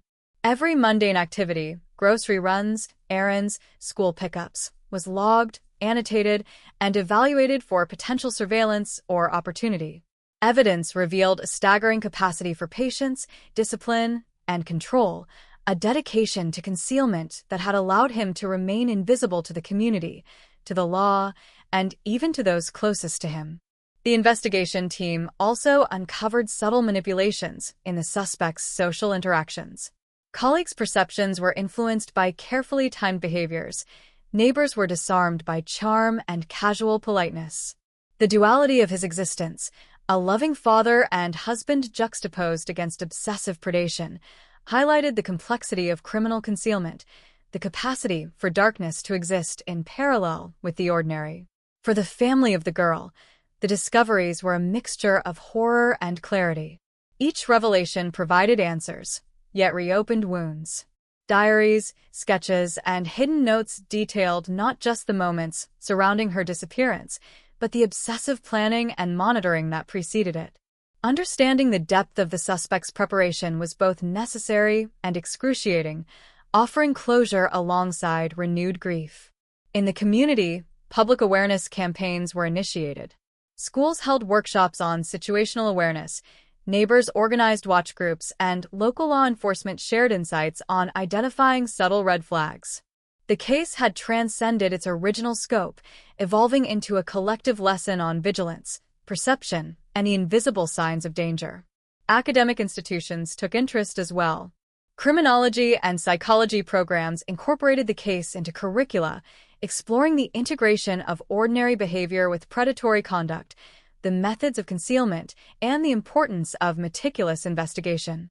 Seminars, journal articles, and lectures analyzed the behavioral patterns, providing a broader framework for law enforcement and society to understand how ordinary facades could mask extraordinary malevolence. Meanwhile, the suspect's incarceration became a microcosm for study. Psychologists documented his routines, interactions, and compliance with prison regulations, seeking insight into the continuity of obsessive behavior in controlled environments. Each observation contributed to a growing understanding of predatory psychology, reinforcing lessons from the field and illuminating the capacity for long-term deception and planning. Families in the town began to rebuild trust incrementally, creating support networks, engaging in community events, and fostering communication that emphasized awareness without paranoia. Parents encouraged open dialogue with children about intuition, personal boundaries, and the importance of reporting suspicious behavior. The residual impact of the cold case shaped community culture, blending vigilance with compassion, fear with resilience, and trauma with collective healing. Yet the psychological echoes of the case persisted. Even after closure, even with justice served, the knowledge that someone capable of extraordinary concealment had lived among them left an imprint on the town's psyche. Ordinary routines were forever imbued with awareness. Familiar faces carried new scrutiny. Mundane streets became landscapes of caution. The duality of appearance and hidden truth became a lens through which the community interpreted events, interactions, and behaviors. Memorials for the girl, scholarship funds, and community events became both a tribute and a tool for education, embedding the lessons of the cold case into the town's cultural and social fabric. Every year, anniversaries brought reflection, the community collectively acknowledging the persistence of memory, the necessity of vigilance, and the triumph of persistence over deception. The investigation, while complete in the legal sense, continued to evolve in its societal and psychological impact. Scholars revisited evidence, Detectives reviewed methodologies, and communities adapted practices based on insights derived from the case. The story of the girl, of her disappearance, and of the killer's secret life became a cautionary tale with enduring relevance, illustrating the interplay of human behavior, observation, and concealed intent. In private homes, in classrooms, and in offices, the lessons endured. That ordinary appearance is no guarantee of innocence, that subtle signs can carry profound significance, and that relentless pursuit of truth, no matter how delayed, can pierce even the most meticulously constructed veil of deception. The cold case of 1998, solved though its implications reverberated, transformed the town, the detectives, and the family. It reshaped perceptions, altered routines, and embedded awareness into daily life. The killer's secret life, once hidden, was now fully revealed, leaving a complex legacy of horror, insight, and enduring lessons that would ripple across generations. Even with the suspect behind bars, the investigation did not end. If anything, the case deepened, revealing layers of premeditation, obsession, and cruelty that had previously gone unnoticed. Detectives returned to the original crime scene, a quiet suburban street lined with familiar houses, where the air seemed unnervingly still. Years had passed, yet the echoes of that night lingered, footsteps imagined in the dark, shadows that seemed to linger longer than they should, whispers of memory too subtle to capture at the time. Investigators moved with caution, retracing every step, photographing every detail anew, aware that even a decade later, subtle clues might remain hidden in plain sight. The pavement, the sidewalks, the surrounding yards, each was scrutinized, each surface scanned for traces of a life interrupted and a crime concealed. Forensic teams returned, dusting, photographing, testing, looking for evidence that had once seemed lost to time. Soil samples, fragments of fibers, minute traces of DNA, all painstakingly cataloged, cross-referenced with the suspect's known routines, locations, and materials recovered from his home. Even a small scratch on a window frame, previously dismissed as incidental, now carried potential significance, a clue to the meticulous observation and planning that had characterized the suspect's hidden life. Meanwhile, analysts revisited the diaries, maps, and notes found in the suspect's home. Cryptic symbols and coded annotations, once dismissed as eccentricities, revealed a pattern of surveillance and obsession. Each mark, each shorthand, was cross-referenced with timelines, witness accounts, and environmental conditions from the night of the disappearance. The depth of detail was staggering. Weather conditions logged, pedestrian traffic tracked, vehicle patterns observed, all meticulously recorded to anticipate variables that could interfere with the suspect's carefully constructed plan. Detectives pieced together sequences of events that had remained obscured for years, each detail adding clarity to the harrowing picture of deliberate predation. Footnotes in journals referenced specific streets, noting lighting conditions, times when neighbors were likely to be distracted, and the presence of surveillance cameras or passers-by. It was a map of both movement and intent, revealing the extraordinary lengths the suspect had taken to remain undetected. The more investigators uncovered, the more chilling the narrative became. Items recovered from hidden compartments in his home, small notebooks, envelopes filled with clippings, photographs taken surreptitiously, showed an almost obsessive attention to detail. Each entry detailed potential opportunities and perceived threats, highlighting the balance of patience and risk management the suspect maintained while executing his secret life. Outside, the community wrestled with the realization that the ordinary man next door had cultivated an extraordinary capacity for concealment. Conversations revisited the tiniest irregularities, the odd glance at a neighbor's window, a car parked without explanation, a trail of seemingly mundane observations that now carried sinister meaning. Parents recounted moments that had seemed insignificant at the time, a missed wave from the neighbor, a prolonged pause at the corner store, an offhand comment about observing routines, and now understood them as subtle signals of predatory awareness. Detectives also explored locations the suspect frequented, places that had previously seemed irrelevant: parks, grocery stores, public transport routes. Patterns emerged that suggested repeated surveillance, careful timing, and the avoidance of attention. Each site visited, each path traced, contributed to the reconstruction of the suspect's obsessive routines, revealing the meticulous orchestration of everyday life into a tool for concealment. Forensic experts revisited physical evidence with new techniques, employing digital enhancement and advanced DNA analysis that had not been available during the original investigation. Traces of material found in unexpected locations were now linked to the suspect with certainty, confirming suspicions and validating witness testimonies. The forensic process was painstaking, slow, and exhaustive, yet every discovery illuminated aspects of the suspect's secretive behavior, filling gaps that had lingered for years. Meanwhile, the family of the girl grappled with renewed exposure to the case. Each revelation, while confirming long-held suspicions, reopened emotional wounds.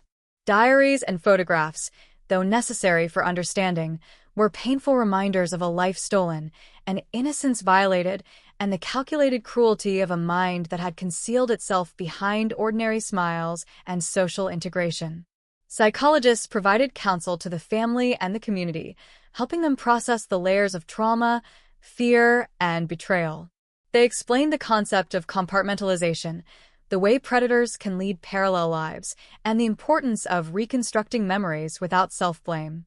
Community outreach programs expanded, teaching situational awareness, communication strategies, and observation techniques that transformed fear into informed vigilance. The psychological impact extended beyond the family and investigators.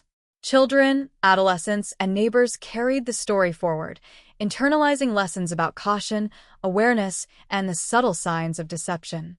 Schools incorporated discussions about boundaries and intuition, reinforcing the importance of listening to instincts even in seemingly safe environments. As detectives delved deeper, new layers of the suspect's dual life emerged.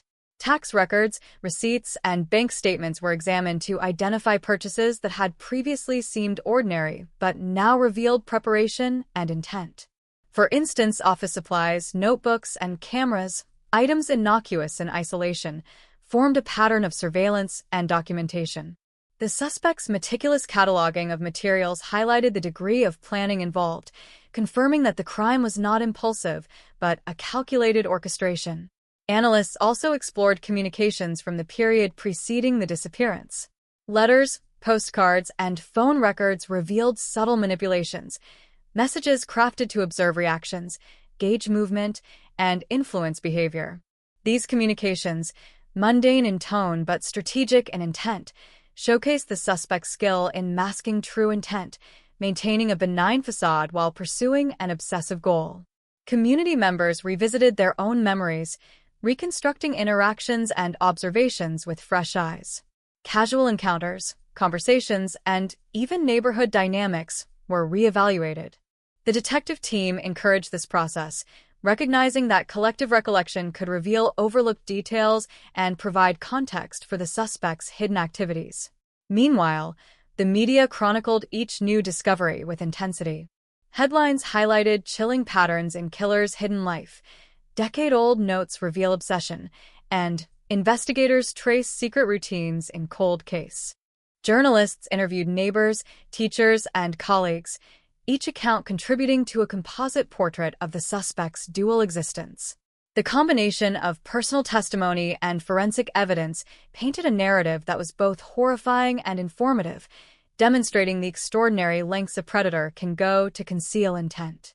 Inside the home, detectives discovered additional items that suggested continued monitoring and preparation. Hidden cameras, notebooks with timestamps, and coded references pointed to a life of relentless observation. Each artifact reinforced the narrative of premeditation, demonstrating that even mundane daily interactions had been calculated, analyzed, and recorded for strategic advantage. The investigation also highlighted the suspect's adaptability. Changes in routine, efforts to avoid detection, and adjustments to observed behaviors illustrated a constant balancing act between normal social life and obsessive predation. This adaptability had contributed to the prolonged concealment of his crimes, emphasizing the importance of persistent scrutiny and cross-referencing of behaviors in cold cases. Over time, the insights gained from revisiting these layers of evidence informed not only ongoing criminal investigations, but also training programs for law enforcement. Modules on pattern recognition, behavioral analysis, and long-term surveillance techniques incorporated lessons learned from the meticulous records and behaviors uncovered in this case. In essence, the depth of the suspect's secret life became a critical educational resource, a cautionary tale of vigilance, observation, and the extraordinary capacity of ordinary appearances to conceal extraordinary evil. The detectives documented every discovery meticulously, aware that even after legal closure, the narrative of the crime must remain intact for historical, educational, and preventative purposes. Every note, photograph, and sketch contributed to a comprehensive archive designed to prevent recurrence and ensure that the lessons of this cold case endured. The girl's memory, while painful, became central to these efforts. Her story, once defined by absence, now informed awareness, education, and vigilance, embedding her legacy into the community, law enforcement practice, and academic study. And though the suspect's secret life was fully exposed, the residual impact on the town, its families, and its institutions continued. Trust, once taken for granted, required rebuilding. Vigilance became habitual, and the understanding that evil can hide behind ordinary faces remained an unshakable lesson. The 1998 cold case, solved though its implications reverberated, transformed perception, instilled caution, and ensured that the extraordinary dedication of detectives and the relentless pursuit of truth would leave a lasting imprint on all who encountered the story. Shadows remained in streets, whispers lingered in conversation, and the memory of a life taken, and a secret meticulously maintained, remained a haunting presence, a warning that vigilance, awareness, and persistence are essential tools in confronting hidden darkness. The final pieces of the puzzle emerged slowly, almost painfully, as detectives revisited the strands of evidence that had eluded understanding for over a decade. Every photograph, every diary entry, every hidden note was cross-referenced against new digital forensic tools, revealing patterns that were invisible to the human eye alone. Analysts worked tirelessly, charting timelines, mapping locations, reconstructing sequences of movement that stretched across neighborhoods, streets, and even distant towns. It was a painstaking process, each connection a thread pulled taut, threatening to unravel the intricate tapestry of concealment the killer had so carefully maintained.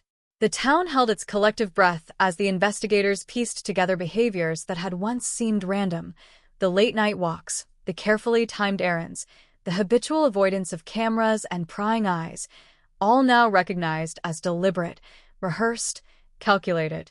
Each discovery was a revelation, bringing with it both horror and the unshakable certainty that evil had walked openly among them. Inside the suspect's home, previously overlooked corners revealed astonishing details. Hidden compartments contained minute recordings, scrapbooks meticulously organized, annotations and margins that described observations, behaviors, and even predicted movements of those around him. It was a life constructed with precision, a dual existence where ordinary social interactions were tools for observation and concealment, a predator camouflaged by civility. Forensic teams examined items long thought trivial: fingerprints on innocuous objects, microscopic fibers, residues on discarded papers, all now taking on profound significance. DNA analysis, enhanced with the latest technology, confirmed connections that had been speculative for years, weaving a web of certainty around the suspect's movements and intentions. Witnesses returned to the spotlight as their memories were recontextualized.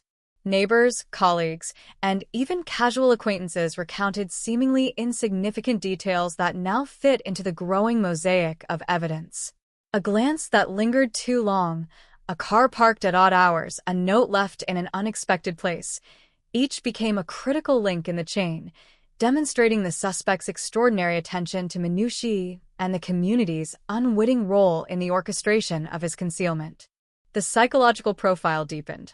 Experts outlined how the suspect's obsession had evolved over years, how his compulsions guided behaviors that were both predictable and devastatingly effective in hiding his true nature.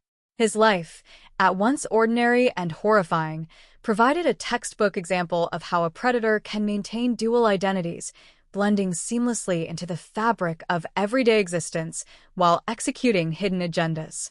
In court, the revelations of these final discoveries created waves of tension. Exhibits that had been carefully curated for presentation revealed the meticulous orchestration of the suspect's secret life. Maps with routes plotted, schedules annotated, notes on surveillance and observation, all presented in meticulous chronological order. The jury, already aware of the gravity of the crimes, now confronted the extraordinary lengths to which the suspect had gone to evade detection. Reporters captured every reaction, every flinch, every murmur of disbelief, broadcasting the unfolding narrative to a community desperate for understanding, closure, and insight. Outside the courtroom, the town reacted with collective astonishment. Residents pieced together their own memories with the new evidence: the stranger who had been too observant, the neighbor who lingered too long at windows, the casual gestures that now revealed an undercurrent of obsessive monitoring. Fear, fascination, and relief intertwined, creating a complex emotional landscape that would linger for years. The detectives themselves felt a grim satisfaction tempered by the awareness of what had been endured. The painstaking work, the long nights, the meticulous review of evidence, and the tenacity to pursue every lead finally converged into clarity. But clarity brought with it a heavy recognition of human vulnerability, the ease with which a predator could blend into a community, exploiting trust, routine, and the ordinary to shield extraordinary darkness. Within the suspect's incarceration, psychological assessments continued to provide insight. His routines in confinement, his interactions with others, and his reflections during therapy and interrogation sessions illuminated cognitive strategies that had allowed him to sustain secrecy for years. Observers documented behavioral patterns, obsessive attention to detail, and meticulous compartmentalization, all contributing to a growing understanding of how ordinary lives can mask extraordinary criminal intent. The victim's family, though grateful for the final resolution, grappled with the aftermath in ways that transcended legal closure. Diaries, photographs, and recovered materials, while confirming the suspect's guilt, reopened emotional wounds. Grief, anger, and lingering uncertainty were interwoven with relief, shaping their continued coping strategies, advocacy efforts, and public engagement. Memorials, scholarships, and community programs became both remembrance and education, ensuring that the lessons of the case would endure beyond immediate emotional responses. Community programs flourished. Schools incorporated lessons in awareness, intuition, and communication. Neighborhood watch groups expanded their scope, emphasizing subtle observation and reporting. Local authorities engaged citizens in workshops that detailed how even mundane behaviors can have hidden significance when viewed through the lens of criminal observation. The media chronicled these developments meticulously. Headlines detailed final clues in California cold case, killer's secret life fully exposed, and investigators uncovered decade-long patterns of obsession. Documentaries, podcasts, and investigative specials dissected each revelation, offering insight into the mechanisms of deception, the human capacity for concealment, and the extraordinary diligence required to uncover truth.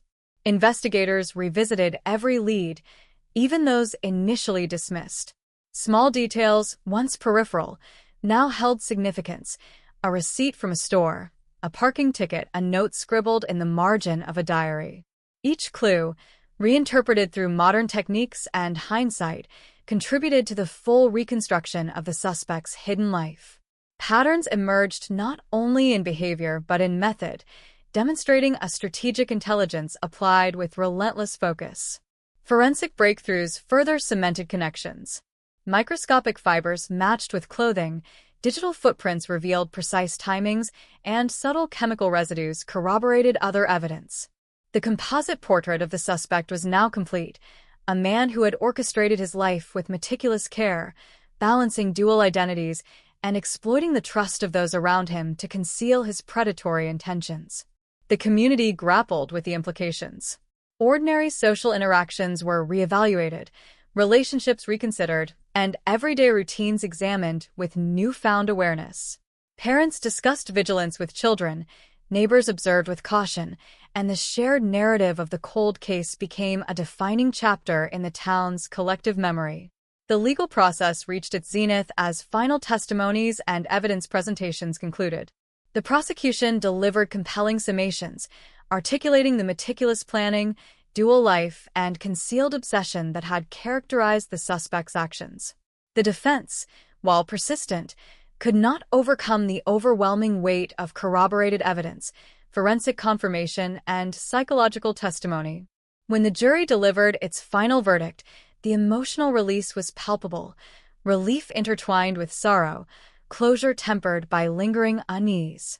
Justice had been served, yet the echoes of the crime persisted. Beyond the courtroom, society absorbed the lessons.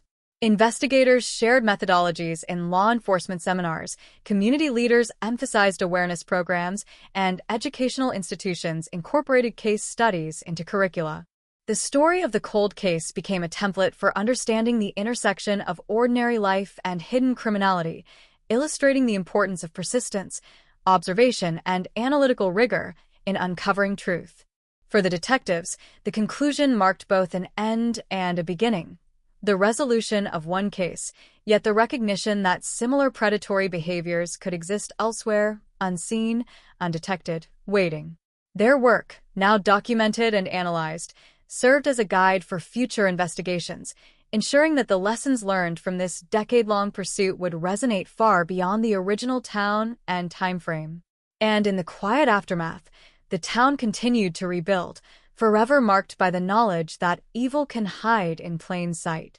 Streets regained a semblance of normalcy, children played cautiously, families remained vigilant, and neighbors observed with a subtle but persistent awareness. The memory of the girl and the revelation of the suspect's secret life became an enduring reminder that the ordinary can conceal the extraordinary, that trust must be tempered with vigilance, and that persistence and attention to detail are indispensable in the pursuit of justice. The cold case, solved but never forgotten, transformed lives, institutions, and communities, leaving a legacy of awareness, resilience, and the haunting knowledge that darkness often hides behind a familiar face.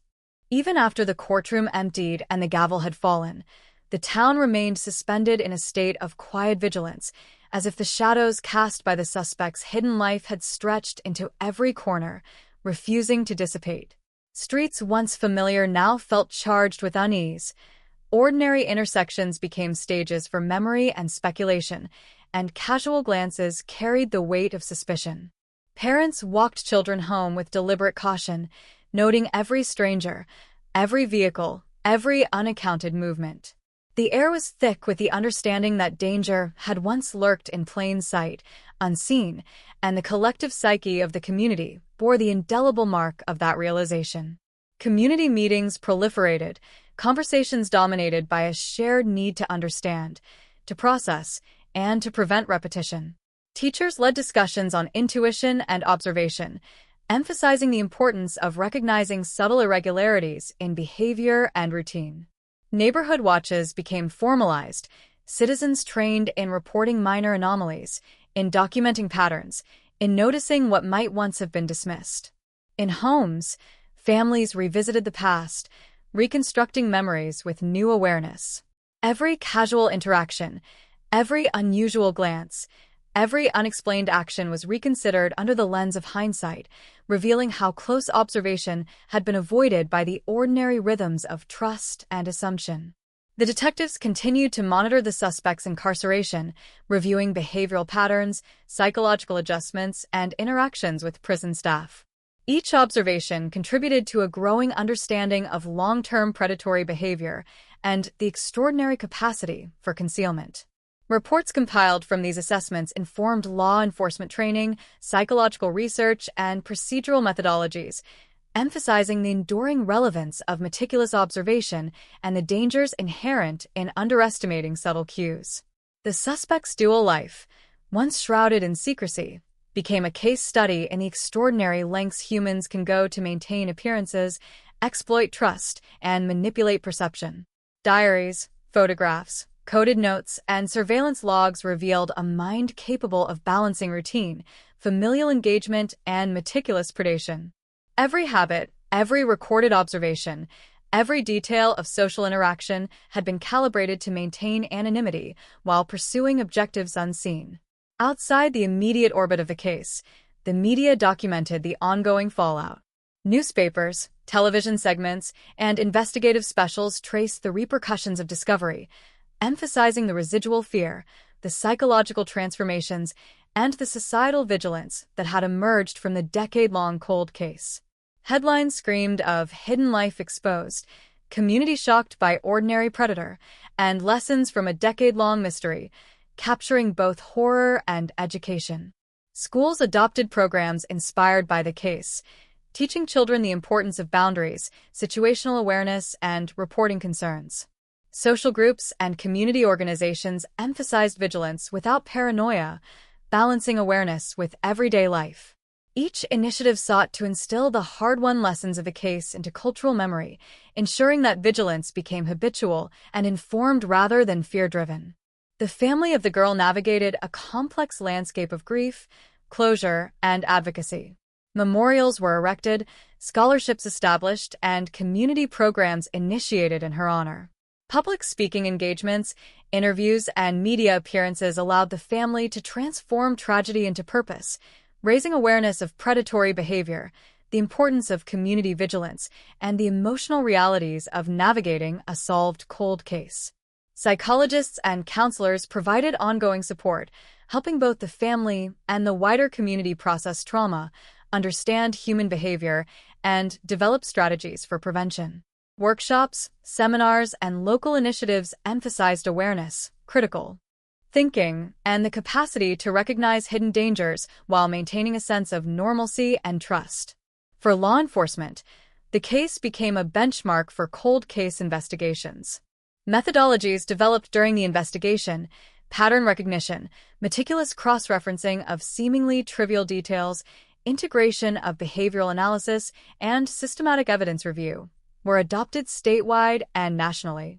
Training programs emphasize the importance of persistence, attention to detail, and patience, ensuring that future investigators could learn from both the successes and challenges of this decade-long pursuit. The suspect's life in prison provided further insights. Behavioral studies, psychological profiling, and detailed observation revealed enduring patterns of compulsive planning, obsessive documentation, and subtle manipulation. These findings informed both criminological research and practical approaches to preventing similar predatory behavior in communities and institutions. Meanwhile, the community adapted to the lingering presence of the cold case. Streets were observed with cautious awareness, ordinary social interactions were approached with informed attention, and routines incorporated subtle checks for safety. Neighborhood meetings emphasized sharing information responsibly, teaching recognition of patterns, and reinforcing communal vigilance. The psychological impact persisted, shaping perceptions, trust, and social behavior. Even as time moved forward, the memory of the girl and the revelations about the suspect's hidden life continued to influence decisions, relationships, and communal awareness. Books, documentaries, and academic articles chronicled the case extensively. Analysts examined the intersection of ordinary appearance and hidden criminality, highlighting lessons about observation, recognition, and the importance of sustained investigation. Each publication reinforced the narrative that the extraordinary can hide in plain sight and that the pursuit of truth demands patience, diligence, and critical attention to subtle details. The cold case became emblematic of broader societal lessons. Trust, while essential for community cohesion, was tempered with awareness. Observation, while intrusive when unnecessary, became a tool for safety, and the ordinary rhythms of life were forever understood as potential camouflage for extraordinary behavior. Even recreational spaces, once assumed safe, were approached with a dual lens of normalcy and vigilance. Researchers incorporated the case into studies of criminal behavior, obsessive compulsion, and the psychology of concealment. Patterns discovered in the suspect's activities provided frameworks for understanding how long-term planning, dual identities, and subtle manipulation can allow predatory behavior to persist undetected. These insights inform training, preventative strategies, and policy development across multiple disciplines, from law enforcement to psychology to community management. Within the community, personal narratives became intertwined with the broader understanding of the cold case. Residents recounted their own near misses, unrecognized signs, and delayed realizations. Collective memory was shaped by both the horror of the crime and the awareness of what ordinary observation had missed. Public discussions emphasize balance, awareness without paranoia, vigilance without fear, and trust tempered with attention. For the detectives, the resolution of the final pieces of evidence marked the culmination of both professional and personal perseverance. The dedication to uncovering truth, even after years of stagnation, reinforced the essential principle that no detail, however minor, should be overlooked. Training materials, lectures, and procedural manuals reflected these lessons, ensuring that the investigation's legacy extended far beyond its immediate resolution. The victim's legacy, while defined by tragedy, became central to this transformation. Memorials, scholarships, community programs, and educational initiatives ensured that her story informed awareness, vigilance, and social cohesion. The narrative of her life, her absence, and the ultimate revelation of the killer's secret life became a guiding story for multiple generations, emphasizing the enduring importance of observation, diligence, and societal engagement in the pursuit of justice. Even years later, anniversaries of the disappearance and of the verdicts carried profound emotional resonance.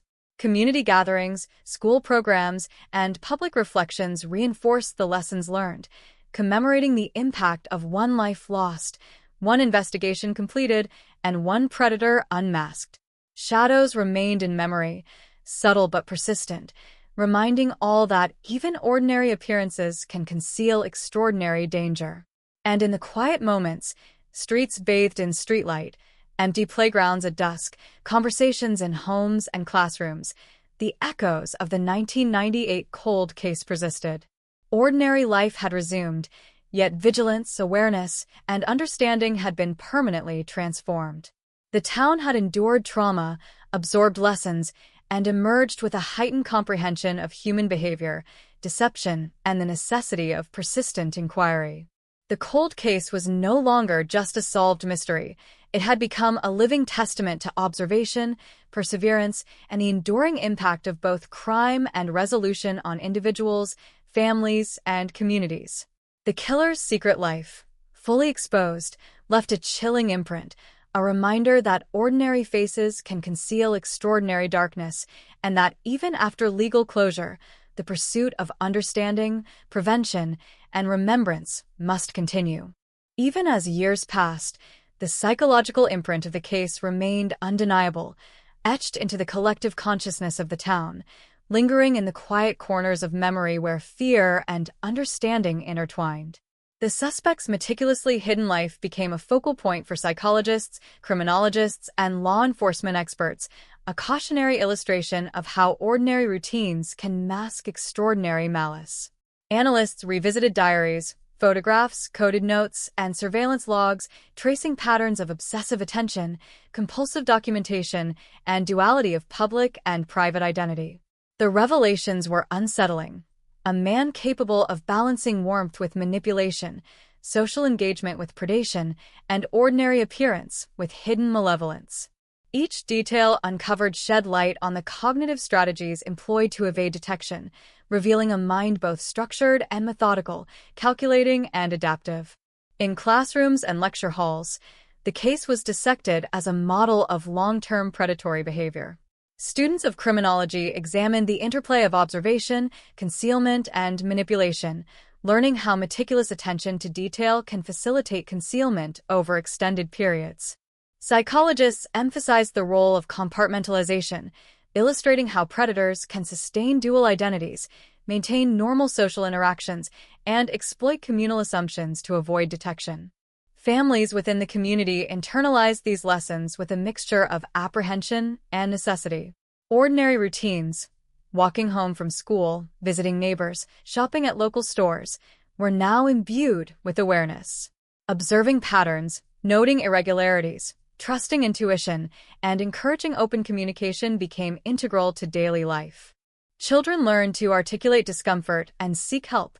Neighbors adopted subtle systems of mutual observation, and parents balanced trust with vigilance.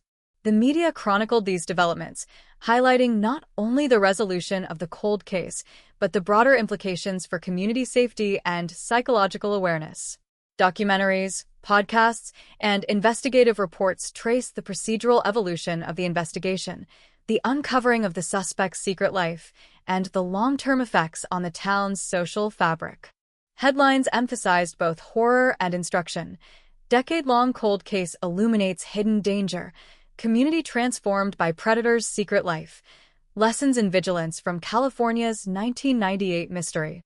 Detectives, meanwhile, continued to analyze the remaining subtleties of the case. Every photograph, every note, every scrap of evidence was re-examined, cross-referenced, and interpreted in light of modern forensic advancements. Forensic breakthroughs, including DNA analysis, chemical residue detection, and digital timeline reconstruction, revealed nuances previously obscured by time and technological limitation. The suspect's routines, once inscrutable, were reconstructed with astonishing clarity.